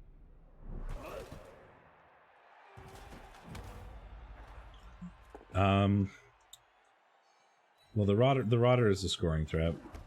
The Rotter's the best one, I think. We'll pick up with the Pestigor. Pass to a Nurgle warrior. Or hand off, potentially? Ooh, that's a 4+ back. One more GFI would have done that, I think. Well, it's very sunny. Oh, he rolled. Oh, it's very sunny. Never mind. That makes more sense. I don't know. I always miss really sunny because there's like no. It looks the same. Really yeah. obvious. Yeah, no obvious visual. I don't. I don't know if that was better. I mean, the pass to the Rotter was hard, but at least like the pass to the Nurgle Warrior is easier. But that's an extra 4+ catch, and then it was probably better to just go for the like. I mean, that would have been like a 5 or a 6+ pass, though. I don't know. But is like 1 5+ pass when you have no rerolls better than adding more dice when it was like a 4+ pass anyway? I don't know. Probably not. No. I don't. I'd have to do the numbers, and I don't know what all the numbers were, so it's hard to come up with that off the top of my head. But it's okay. You can still look smart and pretend you know what you're doing. Yeah, I mean, I'm unsure which one was better, but there were 2 options there. Cool. It's just 1-1 tie. Yeah. We each predicted different players or different teams for that, and it was a 1-1 tie, so that was kind of cool. Oh, and it's worth noting for the Nurgle versus Welf, I predicted the Wood Elves and you predicted the Nurgle. So. Yeah. That's true. I don't remember why, but okay. I like basically the moment the recap shows end, I forget everything about them, so I don't remember why I do anything. I feel like that's true largely of your existence. Oh yes, absolutely. I enter meetings and I like write down stuff that I'm supposed to do, like action items, and then I leave the meeting and I just don't do them because I forget everything about the meeting that I just did. Yeah, sometimes I look at my notebook and I'm like, what are these like esoteric writings from the ancients in a language that I can't even speak anymore? Yeah, I don't know. Every time I finish a thing, I just immediately forget it. I don't know why. I have terrible thing. Like I can remember dumb facts, cannot remember for the life of me like what I'm supposed to do. Anyway, shall we look at the other results in 2A while we're here? Yeah. No, I was gonna go to Div 1 just to keep things consistent. Well, first up is you versus the Bad Apples. Oh, just go to Div 1. Just okay. go it. Just go to Div 1. Just do it. Just do okay. it. Okay. That's fine. That's fine. That's fine. That's fine. I'm just gonna have to like rerun something in the background. MVP to a dead Blitzer. It's a dead. It's also the dead. Well, I got his. The Rotter, you got MVP as well, right? No, your ball carrier who rolled Agi got MVP. I forgot about that. Hey, you have a good player now. No more bitching. Weird. It's a good time for him to roll Agi too. I know, right? I was like, there's a clip on my channel now of me being like, well, if he gets, what do we do for this level? I guess we pray for Agi because that would be really good. If we don't get Agi, it's probably extra arms. Oh, that's Agi. It's like pretty much exactly what the statement was. So that's pretty nice. Yeah. You only have the fake Agi skill that you would still happily have with Agi. So it was a great time to roll it. It really was. No break or no removals, I should say, for the Dark Elves. Nope. You didn't actually remove him that hard. No, not particularly. You didn't even armor break him that hard. Once again, I don't remember what happened, considering the game is over, and I don't remember my own things. Do you only remember things when they go badly? Because you will talk for 20 minutes about how your game got fucked, but you win sometimes, and you're like, I just won somehow. Well, I tried to talk about it with the last Elf game, and you were like, shut up, you talk too much about your games. Yeah, I'm not encouraging that behavior. I'm just saying your brain is fucked. No, I was talking about a winning game, and then you told me to stop. So that's probably why. Well, whatever.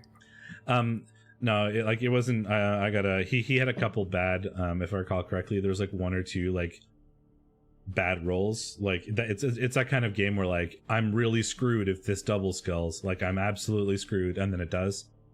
Yep. It was like he had one of those turns, and then that let me capitalize on that, and I got a touchdown out of it. But it was pretty much just that one bad roll that screwed him. Is essentially the story of that game. We predicted the bad apples would win that, so we were actually both wrong. But that's actually really good for me for playoff standings, which we'll see in a minute. Scooby and the gang versus the Charlestown Chiefs. We predicted the Necro would win, and they did. They certainly did. Which new dynamic, Travel Scrabble? They certainly did. Scooby and the gang getting 20 armor breaks to 10 of the lizards. Lizards just getting removed. 6 KOs, Yep. 3 casualties. The classic Necro problem. The Necro sustaining 3 casualties, but rolling pretty well on. Chainsaw! When I tried to talk or not talk about my team, yeah. I thought it was going to be weird when I was told to recap my own div, but it's been going okay. Yeah, I mean, Shadorra lays into me no matter what I do. That's kind of the whole dynamic here. Win, lose, correct, incorrect, doesn't really matter. Don't pull back the sheet. Don't reveal how the sausage is made. Okay. Fear and Bloating versus Archangel's Will, we watched. Fogmire Fenbeasts versus Ragedorf. We predicted that... I predicted that Dwarfs would win this, and you predicted that the Lizards would win this. And Unseen Walker is like, why would you do that? Why would you predict me? Rolling red dice is me every time we play. And the Lizards won 2-0, so, you know, this is a bad week for my predictions, I guess. Lizards are also just good against dwarves, it turns out. I mean, that's true. However, like, the Lizards took 5 casualties and somehow still won 2-0, which is surprising to me, considering this Lizard team has no bench at all. Like, they were down a bunch of players to dwarves and then won anyway, which is impressive. Dwarves suck. I don't think heard that's it here. true. No, it's pretty true. Hot takes. No, just kidding. Dwarves are fine. I hate playing them though. Both. Everybody does. I hate playing as them, and I hate playing against them. Correct. Yes. Thick, Rich, and Creamy versus the Rowdy Rebel Rousers. We predicted the Nurgle would win, and they did. 2-1. Yeah. Dead Zombie getting MVP, and what is the theme here? Yeah. Well, you almost rather he would be dead. I mean, I guess you could have had a wrestle dirty player would have been the worst, but yeah.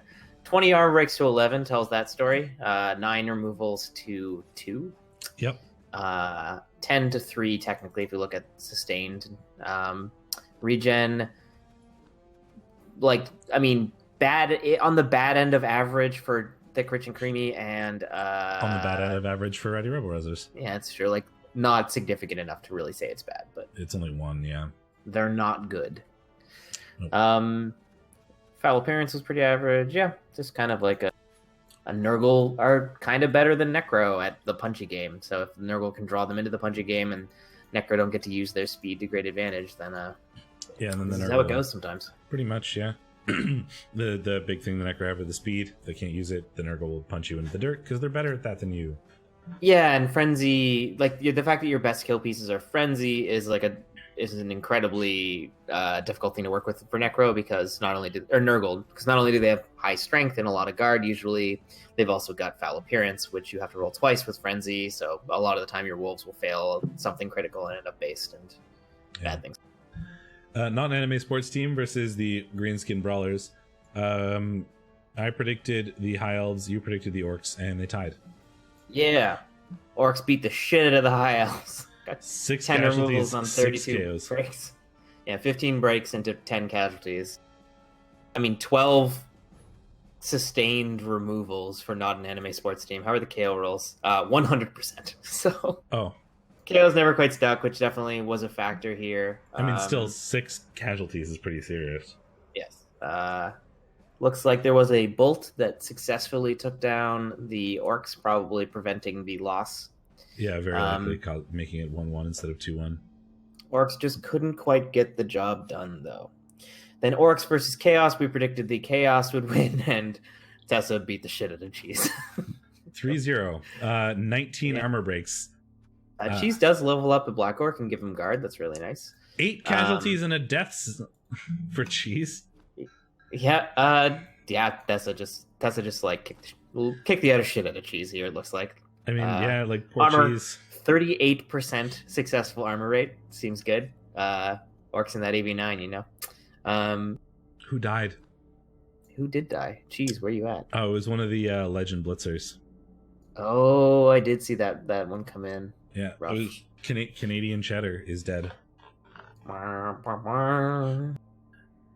A lot of them must have been badly hurt, though, because other than that death, the only player who's actually out for the next game is a Lino, so most have been mostly badly hurt. But still, when you're Orcs and you have no players, you just don't win. It doesn't really matter who you're against. You need players to do things.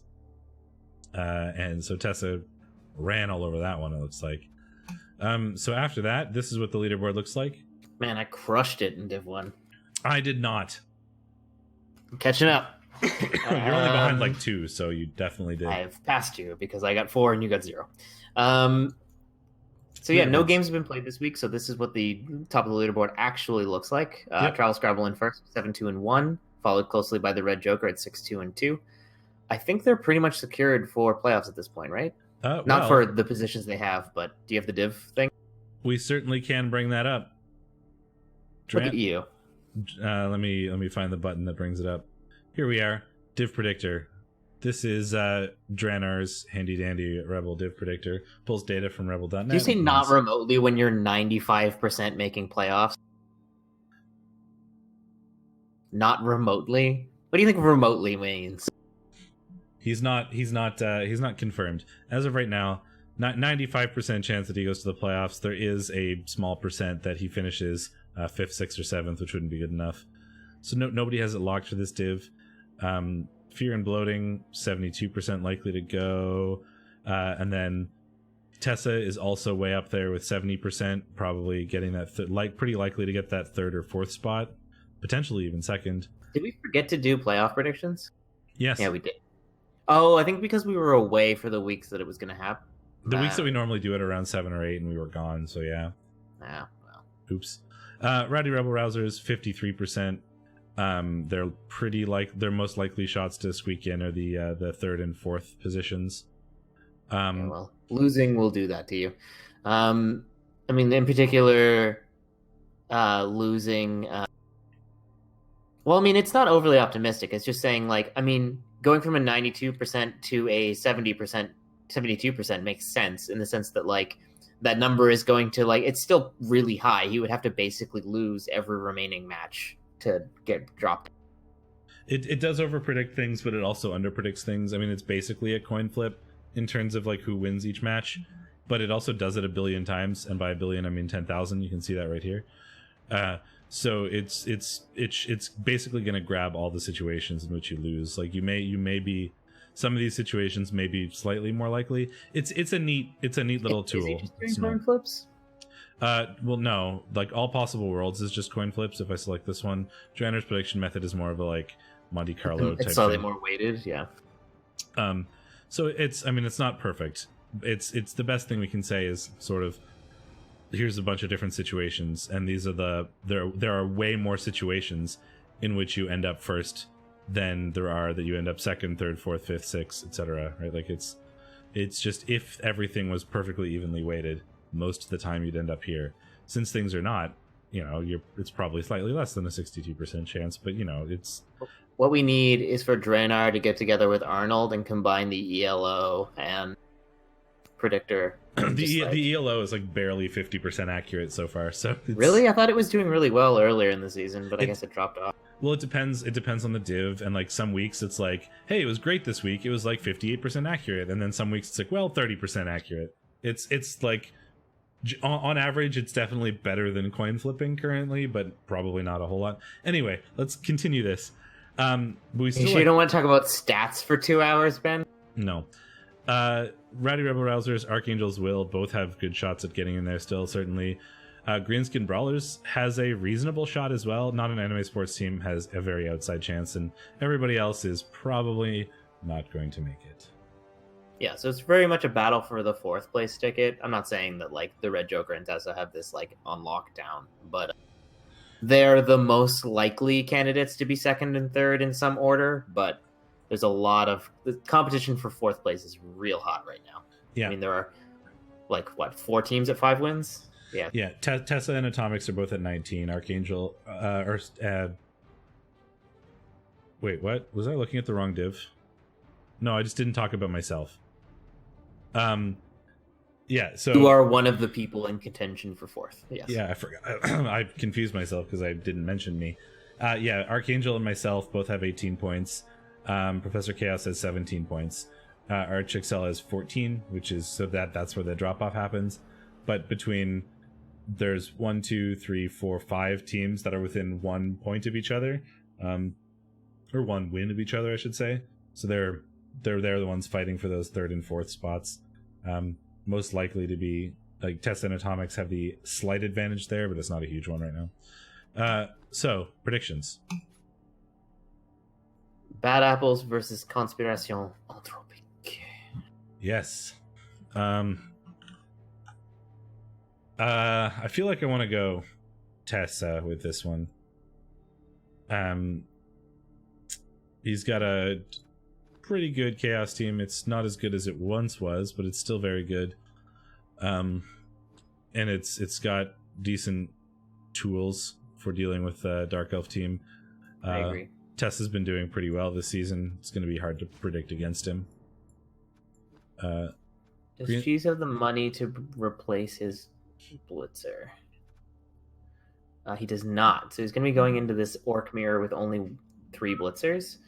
He does have 1, 2, 3, 4, 5, 6 guard, and enough niggles. I mean, basically as many niggles. So, not great when you're going up against another team that has Mighty Blow. Yeah, I mean, the Greenskin Brawlers, it's kind of like a similar team in terms of, they've got a bunch of strength and guard, and they're going to smash into each other. But one of these teams has niggles, and one of them doesn't. The team that doesn't have niggles is more likely to stay on the field, so I like Professor Chaos. I assume you do as well. Yeah, I said that while you were saying it too. Oh, so then we have the Rowdy Rebel Rousers versus Not an Anime Sports Team. This is a bit closer than the previous ones, I think. High Elves can be tough-ish for... Oh, but he's missing all of his players. I see. Yeah, he's missing his... got ArchXL. Yeah, he's missing his thrower, who's a really important tool in the bash matchup, because you can just hang out in the backfield and hurl it at some point. Oh, and he's niggled too. He's missing the speed, the plus movement catcher. He's missing some linemen. Oh, it's movement busted. Oof. Yep. Oof. Man, this team just got annihilated. What the fuck? Strength bust on this random Dauntless Lino? That's perfect. He's got Dauntless to make up for it. More Dauntless value. And of course, only an MNG on this Russell piece. Yeah, I mean, I'm going to have to go with the Nurgle on this. There's just like no tools left for ArchXL. He's going to have a wizard. He might even have like some cool inducements, but all the tools that he would want against a Nurgle team, namely the high movement and the thrower, are not there. Which I played ArchXL as a Nurgle team without the thrower, and the thrower would have made such a huge difference. Like, not having it against Nurgle is pretty serious. Rage Dorf versus Thick, Rich, and Creamy. This is another one that I think that is pretty close. Why can't I find Thick, Rich, and Creamy? There it is. Jimmerthy Burrito. I mean, he does have the 2 Claw Mighty Blow Frenzy pieces, which are going to be pretty good against dwarves. Guard, which is nice. That is true. The dwarves are going to get a boatload of inducements. Oh, the dwarves are missing their strength guard Longbeard, which is a detriment. I believe he's been niggled. Yeah. So they're going to have the same amount of guard. The dwarves will get inducements. 1, 2, 3, 4, 5, 6, 7, 8, 9, 10. And a loner dwarf, so they'll be at 1430. So 280. I think I like the Necro for this. I think I do too. I think the outguarding is useful. If we can snipe 1 or 2 dwarves on a team that's not likely to have a bench, with the Mighty Blow werewolves. That'll put them in a really good spot. The flesh golems are going to be pretty good at tying up dwarves. The dodge won't do anything, but stand firm block, strength 4 is going to do a thing. Yeah, I think I like the Necro. Fogmire Fen Beasts who have no sure hand skink. Though I think Archangel does not have strip ball. So. He does not. He hasn't needed it all season, though. This would be the first game where it would be relevant, perhaps. He Who Catches Unseen has not picked his level yet, but it is boxcars, I can confirm. I mean, when you have a plus strength Mighty Blow tackle piece, it's as good at killing skinks, really. It doesn't really need the strip ball. 75% to take that down on a 2-die. I think I like the what else for this. I do as well. Like, it's the sort of game where Rolling Red can do well because he does have all these like tackle and frenzy pieces, though he's got a lot fewer than he used to. Only 2 frenzy. I'm conflicted. So like on the one hand, we just saw Archangel's elves never break against a team that should probably break them, so they're probably not going to break against Rolling Red. However, I've also seen Rolling Red dice people into the earth when he shouldn't, like namely against myself and Ragedorf. So, you know, all of the like terrible things to think about are just countering each other. You want to see something? Or this is like the true garbage of lizards, right? He's MNG to Saurus, a rookie Saurus. So he's down a strength 4 piece, which is surprisingly important versus Wood Elves because it gives you a lot of pitch control. And you're like, oh, okay, well, at least his team is cheaper, right? Nope. Except he loses an 80k Saurus and gets a 60k Loner Skink to replace that Saurus. Lizards suck. No, lizards are great. But Saurus are incredibly cheap, and Skinks are incredibly expensive. So, Saurus are undercosted. Yes, Saurus are undercost. Yeah, so he's going to be down. Because if they Saurus. weren't, your team would be, like, impossibly bloating. Yeah, for sure. They would be like the worst TV 1000 team. Yeah, it's really hard, but I think I like Archangel. I'm going to take Archangel as well. Scooby and the Gang versus Fear and Bloating. Here's a big one. Here's a big one, folks. This is number 1 versus number 2. Yeah, this is a big deal. Normally, this is a matchup that favors the Nurgle over the Necro, but this Necro team is a bit. Yeah, it's number 1 versus number 2. Like a win here for Travel Scrabble will basically just seal him playoffs. Like, no, he'll be far enough away from the people that can catch him because of this win. If he loses it, though, it's not actually that much of a difference. I mean, it's a 3-point swing sort of to the Red Joker. No, this matters a lot more for Red Joker than it matters for Travel Scrabble. Yeah, that's what Travel I'm Scrabble here. wins here, he doesn't sink Red Joker's chances of playoffs, but it makes it a lot harder. So. Well, yeah, if Travel Scrabble wins, he like basically locks playoffs for himself, which means that there's one fewer spot for everyone else. If he loses this, the Red Joker doesn't lock. He's just kind of tied or very close to Travel Scrabble, and it makes it more of a fight for everybody. So like this is way more important for Red Joker to win than it is for Travel Scrabble to win. Like strictly, you know, obviously you want to win if you can, of course. This is also a hard one. I mean, I think I think I want to go Travel Scrabble. Yeah, I mean, just the thing that Nurgle hate the most, like, it was a miracle that I did as well as I did when we played. I think the speed from the werewolves, especially the Agi Wolf, are such a nightmare for Nurgle teams. So I would like to go Travel Scrabble there. Yeah, I think that's the correct call. I've been wrong about myself literally every week. So I don't even know what to do anymore. I've predicted wrong for myself, I think, every single week. So I don't know what to do. Well, we need a contentious pick, so it's you versus lizards. What do you got, Ben? I'm gonna go with me, I think, because generally I like my chances against lizards. I've got Claw Mighty Blow, I've got Sun Guard, I've got that Agi Pestigore now, which is useful. You know what? I think you're gonna win as well, which is why I'm gonna vote for Steer, because okay, we need a contentious pick, but also, I don't know, I can't have faith in you. Congratulations, Steer, you've won this week. because I didn't predict you. And I've been wrong every week about myself. Okay, so Div 2.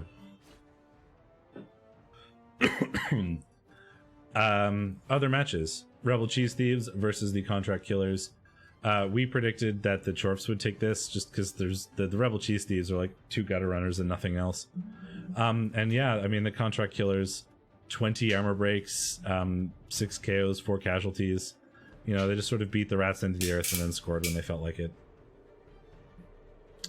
Fez even stealing the MVP. It's the worst. No. Tough game. Yeah. Yeah.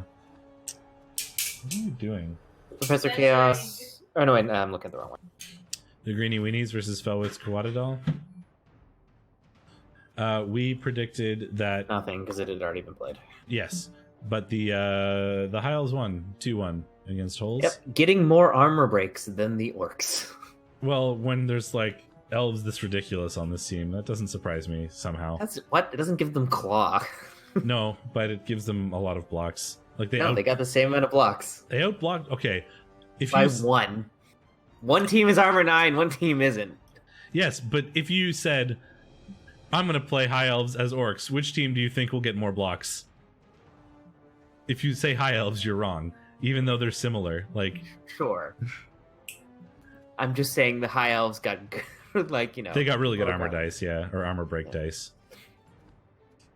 The High Elves getting a lot of blocks comparatively. Yeah. Yep, it went well for them. They were able to pull out a win. Good game there for sure. Is there a Wizard Stadium? No, but someone had a Wizard. Oh, the Orcs had a Wizard. I mean, obviously, but the High Elves are like a billion TV. Yeah. Yep. Then we have the Vamps versus Nurgle, which we watched. Then we have Dark Elves versus Chorf. We predicted the Dark Elves would win, and they did not.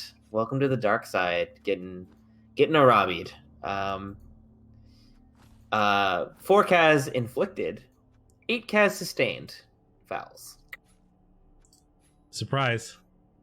Yeah, the knockdown numbers I think were the actual thing. Like the armor rolls weren't that bad for the Orcs. It was like 70%. But if you look at it here, it was 37 blocks succeeded, and the Orcs made 31 armor breaks or armor rolls. So some of those might be dodges or whatever. But it looks like Fell with Quadadal just like knocked down the Orcs on basically every block. So yeah, that's given how much block there is inevitably on the Orcs team, this means like the Elves rolled incredibly well for block dice. Well, we wouldn't expect that game to be not brutal because it is Arabi. That's what he does. He tries to kill teams. And, you know, he made 27 blocks and removed 12 players. So, I mean, fouls, of course, because that's also what he does. But he actually scored in this one, which is very weird. Players to hit. It must have been. Well, there were 2 pickup attempts. But he rolled like single-digit numbers of dice, which is very heavily indicating of an early pitch clear and then sort of doing whatever you want for the rest of the game. Yep. And then we have the Forsaken Awoken versus Grungy Desserts. We predicted the Nurgle would take this home as their big Nurgle versus little Necro. And oh no, the ball carrier died? The movement blitzer? That sucks. A snake into a foul. That sucks, yeah.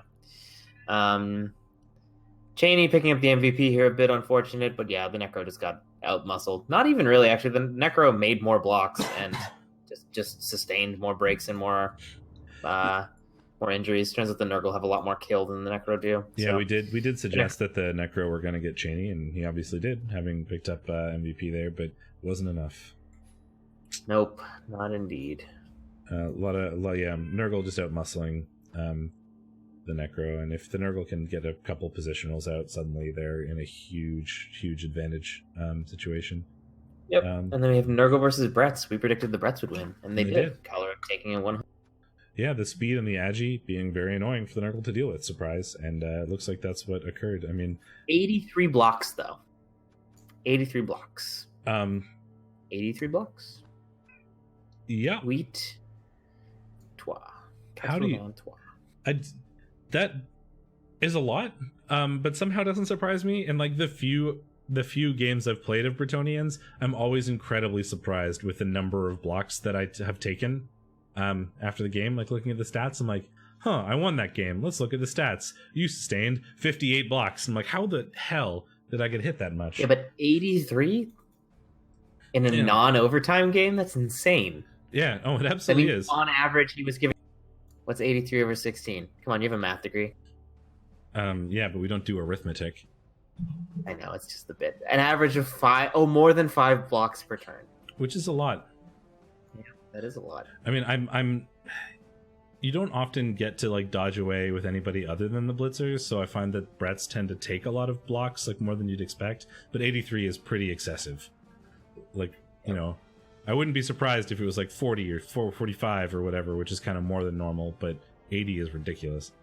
It did result in 5 casualties and 5 KOs. I mean, when you make that many blocks, some people are gonna go down. Yep. And so the Abysmal Cusp can't be too sad about that. They did get a boatload of SPP for that, kind of spread out evenly over a bunch of the different players.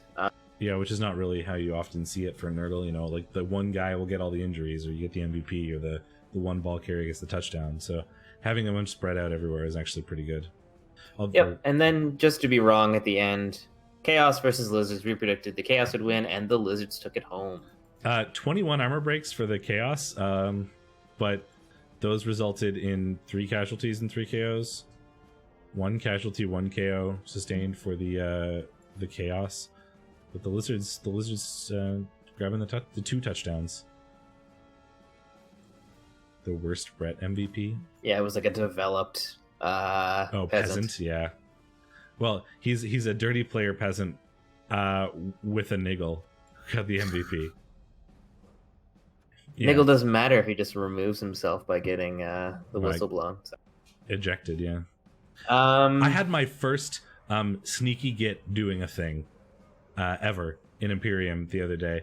I had a Bretonnian lineman with dirty player sneaky get because he was like a deck inducement or whatever.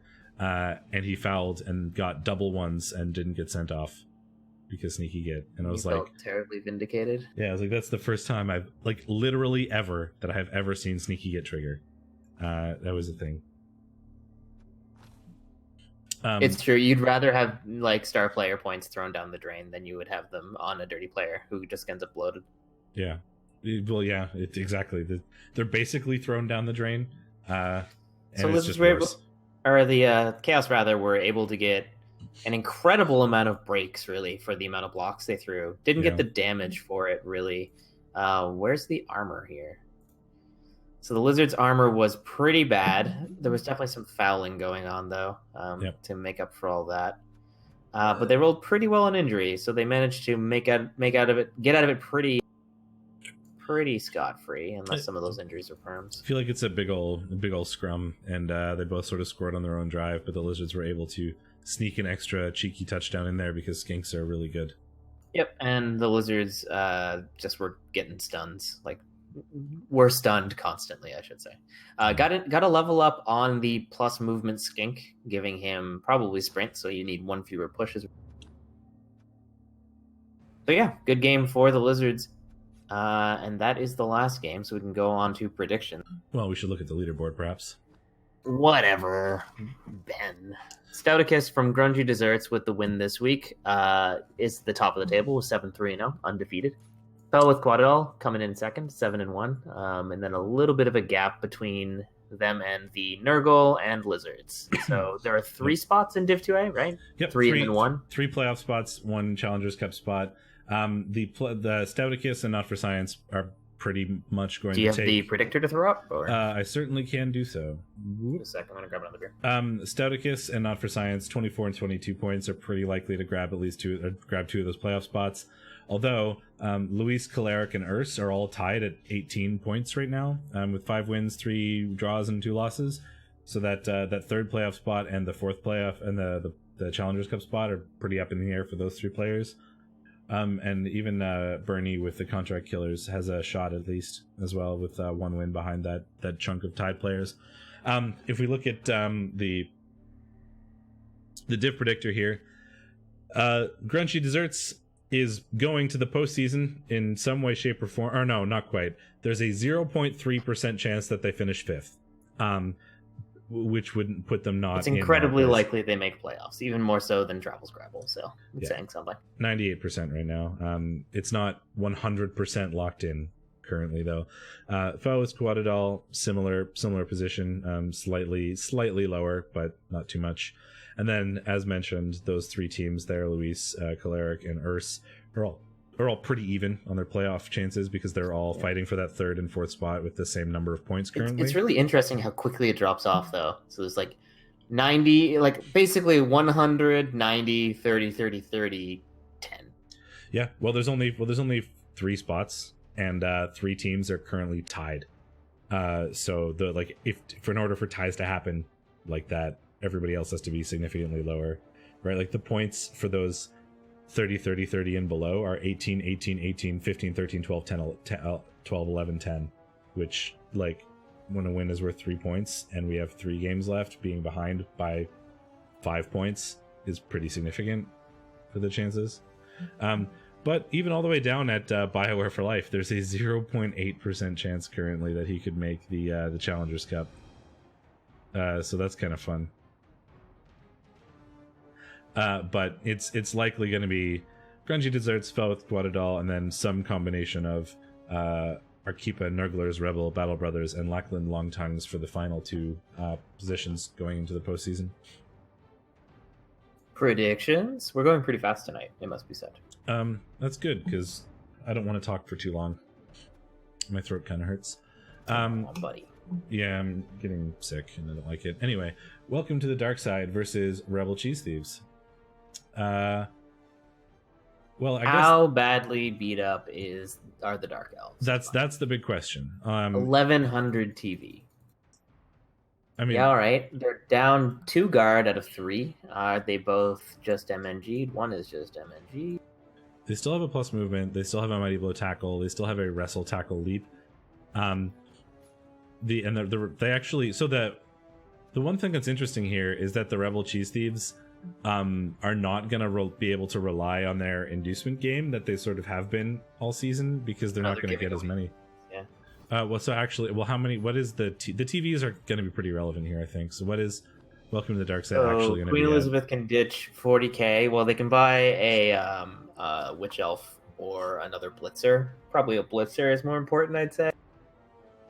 And then that will bring them down a little bit. Man, Blitzers are 100k. Jesus Christ. Yep. So that'll put them at 1200, and then they'll have 7 players, so they'll need 4 Linos who are 70k. It won't put them at 1200. It'll put them at 1160. Right, they're above. Yeah, 1160 plus another 280 for the loners. So so 13 or no 14. This is hard. 1440. Math is hard. Something like 1440. So they are not going to be, the rats aren't going to be giving away inducements, but they're not going to be getting a wizard or anything. They're going to have like a babe at best. So the rats aren't going to have their inducement game that they've kind of been relying on. However, they have 0 tackle. They do have Wrestle Strip, Leap, Dauntless, and they do have a natural 1-turner. Are the things that they got going on for them. I still like the Dark Elves. I think I do too. I think the blodge just in general is going to be annoying. The Mighty Blow is going to be able to hunt. The Mighty Blow tackle is going to do a real good job of hunting gutter runners if wanted. While the rats have while the rats have a 1-turner, he's going to be on the field immediately, and you can't protect him, and it's not going to be terribly difficult for the Dark Elves to get a hit on him at some point. I think it's going to be hard, but I think I like the Dark Elves. And we have Nurgle versus Necro. Lewis's team versus Moneybag. Yeah. So the Agi Leap Wolf. Oh, he's down a white. Oh, the white is strength busted. That white is dead, unfortunately. Yes. So he's only gonna have 2 guard. Versus the Nurgles, many guard. 12 players? It's not a whole lot of bench against Nurgle. No, I think Lewis is probably going to beat the hell out of him. 22 versus 17. I mean, we're gonna get Cheney and some other stuff. Chaining a wizard probably, but that's still a big ask. Yeah, I mean the full bench is actually pretty annoying for the Necro here. I mean, the Nurgle are just gonna keep fouling and keep fouling and keep fouling, and not really. Dark Elves aren't allowed to complain about loners. They have AV8, Agi 4, movement 6 pieces. No complaining. I mean, they don't get to reroll stuff, I guess, but still, they don't have to reroll that often, do they? Yeah, I think I like the Nurgle, although maybe a bit more than, or a bit less than you do. I think it's closer than you are making it to be. But I in a betting game, which this is, I would take the Nurgle. All right, Nurgle versus Orc. Orc. I mean, in what is a more confident statement, I like the Nurgle in the Nurgle versus Orc matchup. There are only 2 Claw Mighty Blow. A lot more Mighty Blow. 3 Guard versus... Where's this Orc team? Second page. 1840. Versus a lot more Guard and a lot more Spice. So basically, what Holes is going to do here is attempt to draw the Nurgle into a scrum they can't win and then cause damage with block numbers rather than out killing them. He's got a ton of strength, like way more strength than the Nurgle. The only issue I think is it's going to take him quite a number of his players to be able to get into that big fight with the Beast of Nurgle and the the Nurgle warriors and stuff. And if he does that, then systematic inequality, the Agi 2 heads ball carrier is going to be like, cool, goodbye, and then he'll go. Yeah, but he doesn't need to commit everything. He's got way more Guard. He needs to commit fewer players to the scrum to win the scrum than the Nurgle do. But if he does, if he doesn't commit enough players to the scrum, they're just going to get clawed, and then he'll be. Yeah, sad. I mean it's a delicate balance, but he's got Cutie Chris as a safety, which is nice. So the claw or the palm tackle juggernaut plus movement blitzer is very hard to deal with. All that said, I don't know. I'm still thinking Nurgle. I'm just saying I don't think it's quite as brutal. If Hole starts losing players, it's going to get real bad real fast. Yeah, it's going to very swingy potentially. It could go real bad real fast for either team, depending on how. If the early game goes bad for either team, that team is probably just. Yeah, I mean, and the Orcs only have 1 bench. They do get some inducements, 200k, 190k, so they can get an Apo, maybe an Apo and a Bride. Yeah, Apo is probably a good call. It's sort of like pseudo extra bench, which is something that kind of matters against a Claw Mighty Blow team. You can be super aggressive in that first, with that first KO or first badly hurt or something to just make sure you still have players around. Which is sort of like a pseudo bench, as it were, which would be pretty good, I think. And you don't really have a good way of taking advantage of a wizard, so I don't know if there's much point in grabbing one. Then we have the Contract Killers versus the Hornstars 2018. So this is Bernie's Chaos Dwarves versus the My Nemo's Chaos. 2100 Chaos versus 1370 Chorf. That doesn't feel good as the Chorf player, certainly. Nope. You went with Nurgle in the end? Yes. And the Chorfs are missing their Strength 4 Claw Mighty Blow Piling on Guard blocker. And that's gonna be chaos. And they're missing another blocker, so they're actually only gonna have 4 Chaos Dwarves. That's really rough. They're pretty important in that match. One of them is Claw Mighty Blow Piling On, but that's literally only one. Yeah. So there's going to be a bunch of Hobgoblins for the Chaos to sort of chew on. And if they can get that one Piling On guy out, they're pretty safe. They've got 2 Mighty Blow Claw Piling On options of their own. A couple good ball carriers. Yeah, I like Chaos. Then we have High Elves versus Lizards. Urs versus Not for Science. What do you think? This is a pretty big one for what it matters, right? Urs really, really wants to win this to get his playoff chances in line. He gets a cool... let's see here, actually. He really wants to win this for his playoff chances. He gets There's at least 40k for levels, so he's at 1840. So he gets Slibbly if he wants it. Potentially Slibbly and Scum to Wizard. I wouldn't hate it.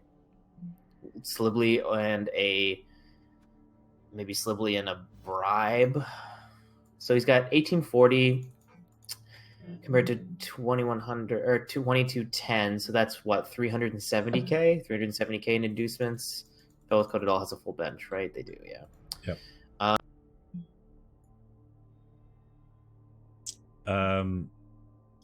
They happen 1 in 6 times, ideally, but that doesn't always happen. There's two tackle stores, which is nice. There's not a lot of kill. Did you include the 2 pending levels? Yeah, that's why it's at 1840 at least. Oh, I wasn't listening. I just waited for the final number.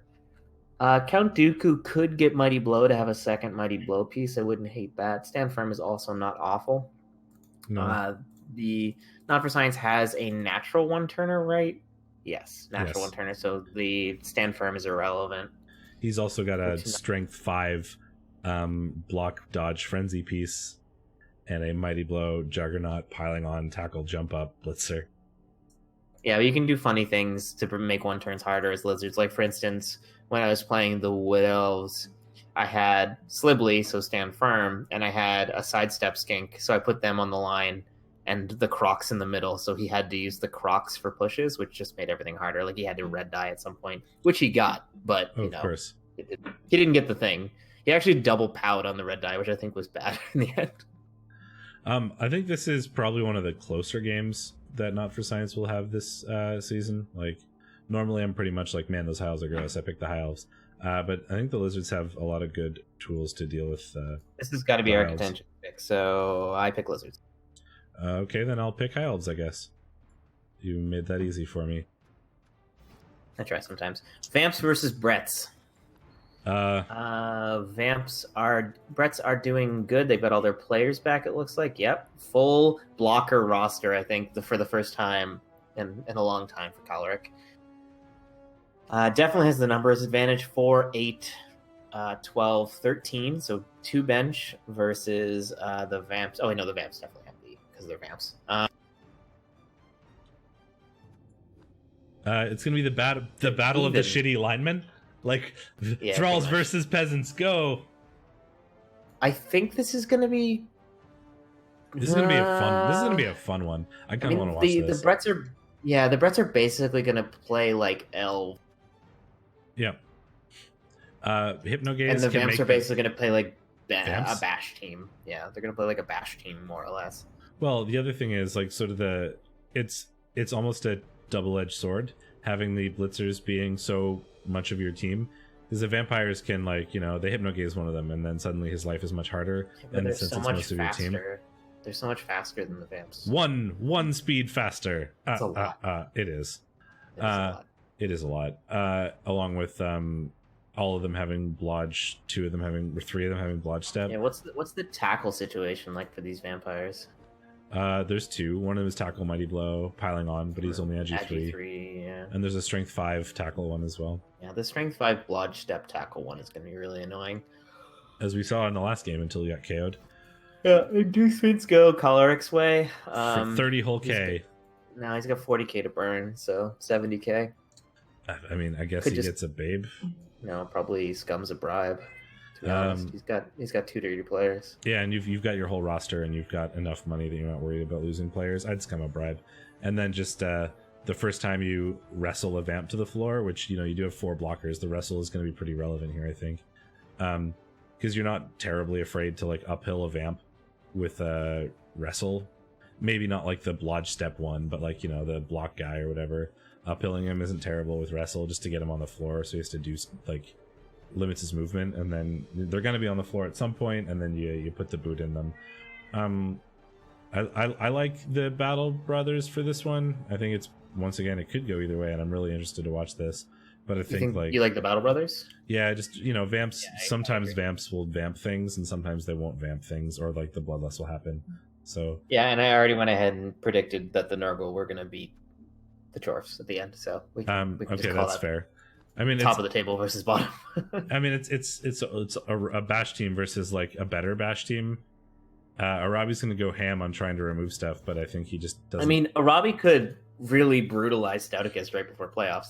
There's an MNG reset, though. All right, never mind. We're not in the last round. What am I talking about? No. But, like, it has a potential to cause some damage here, but it's going to be tough.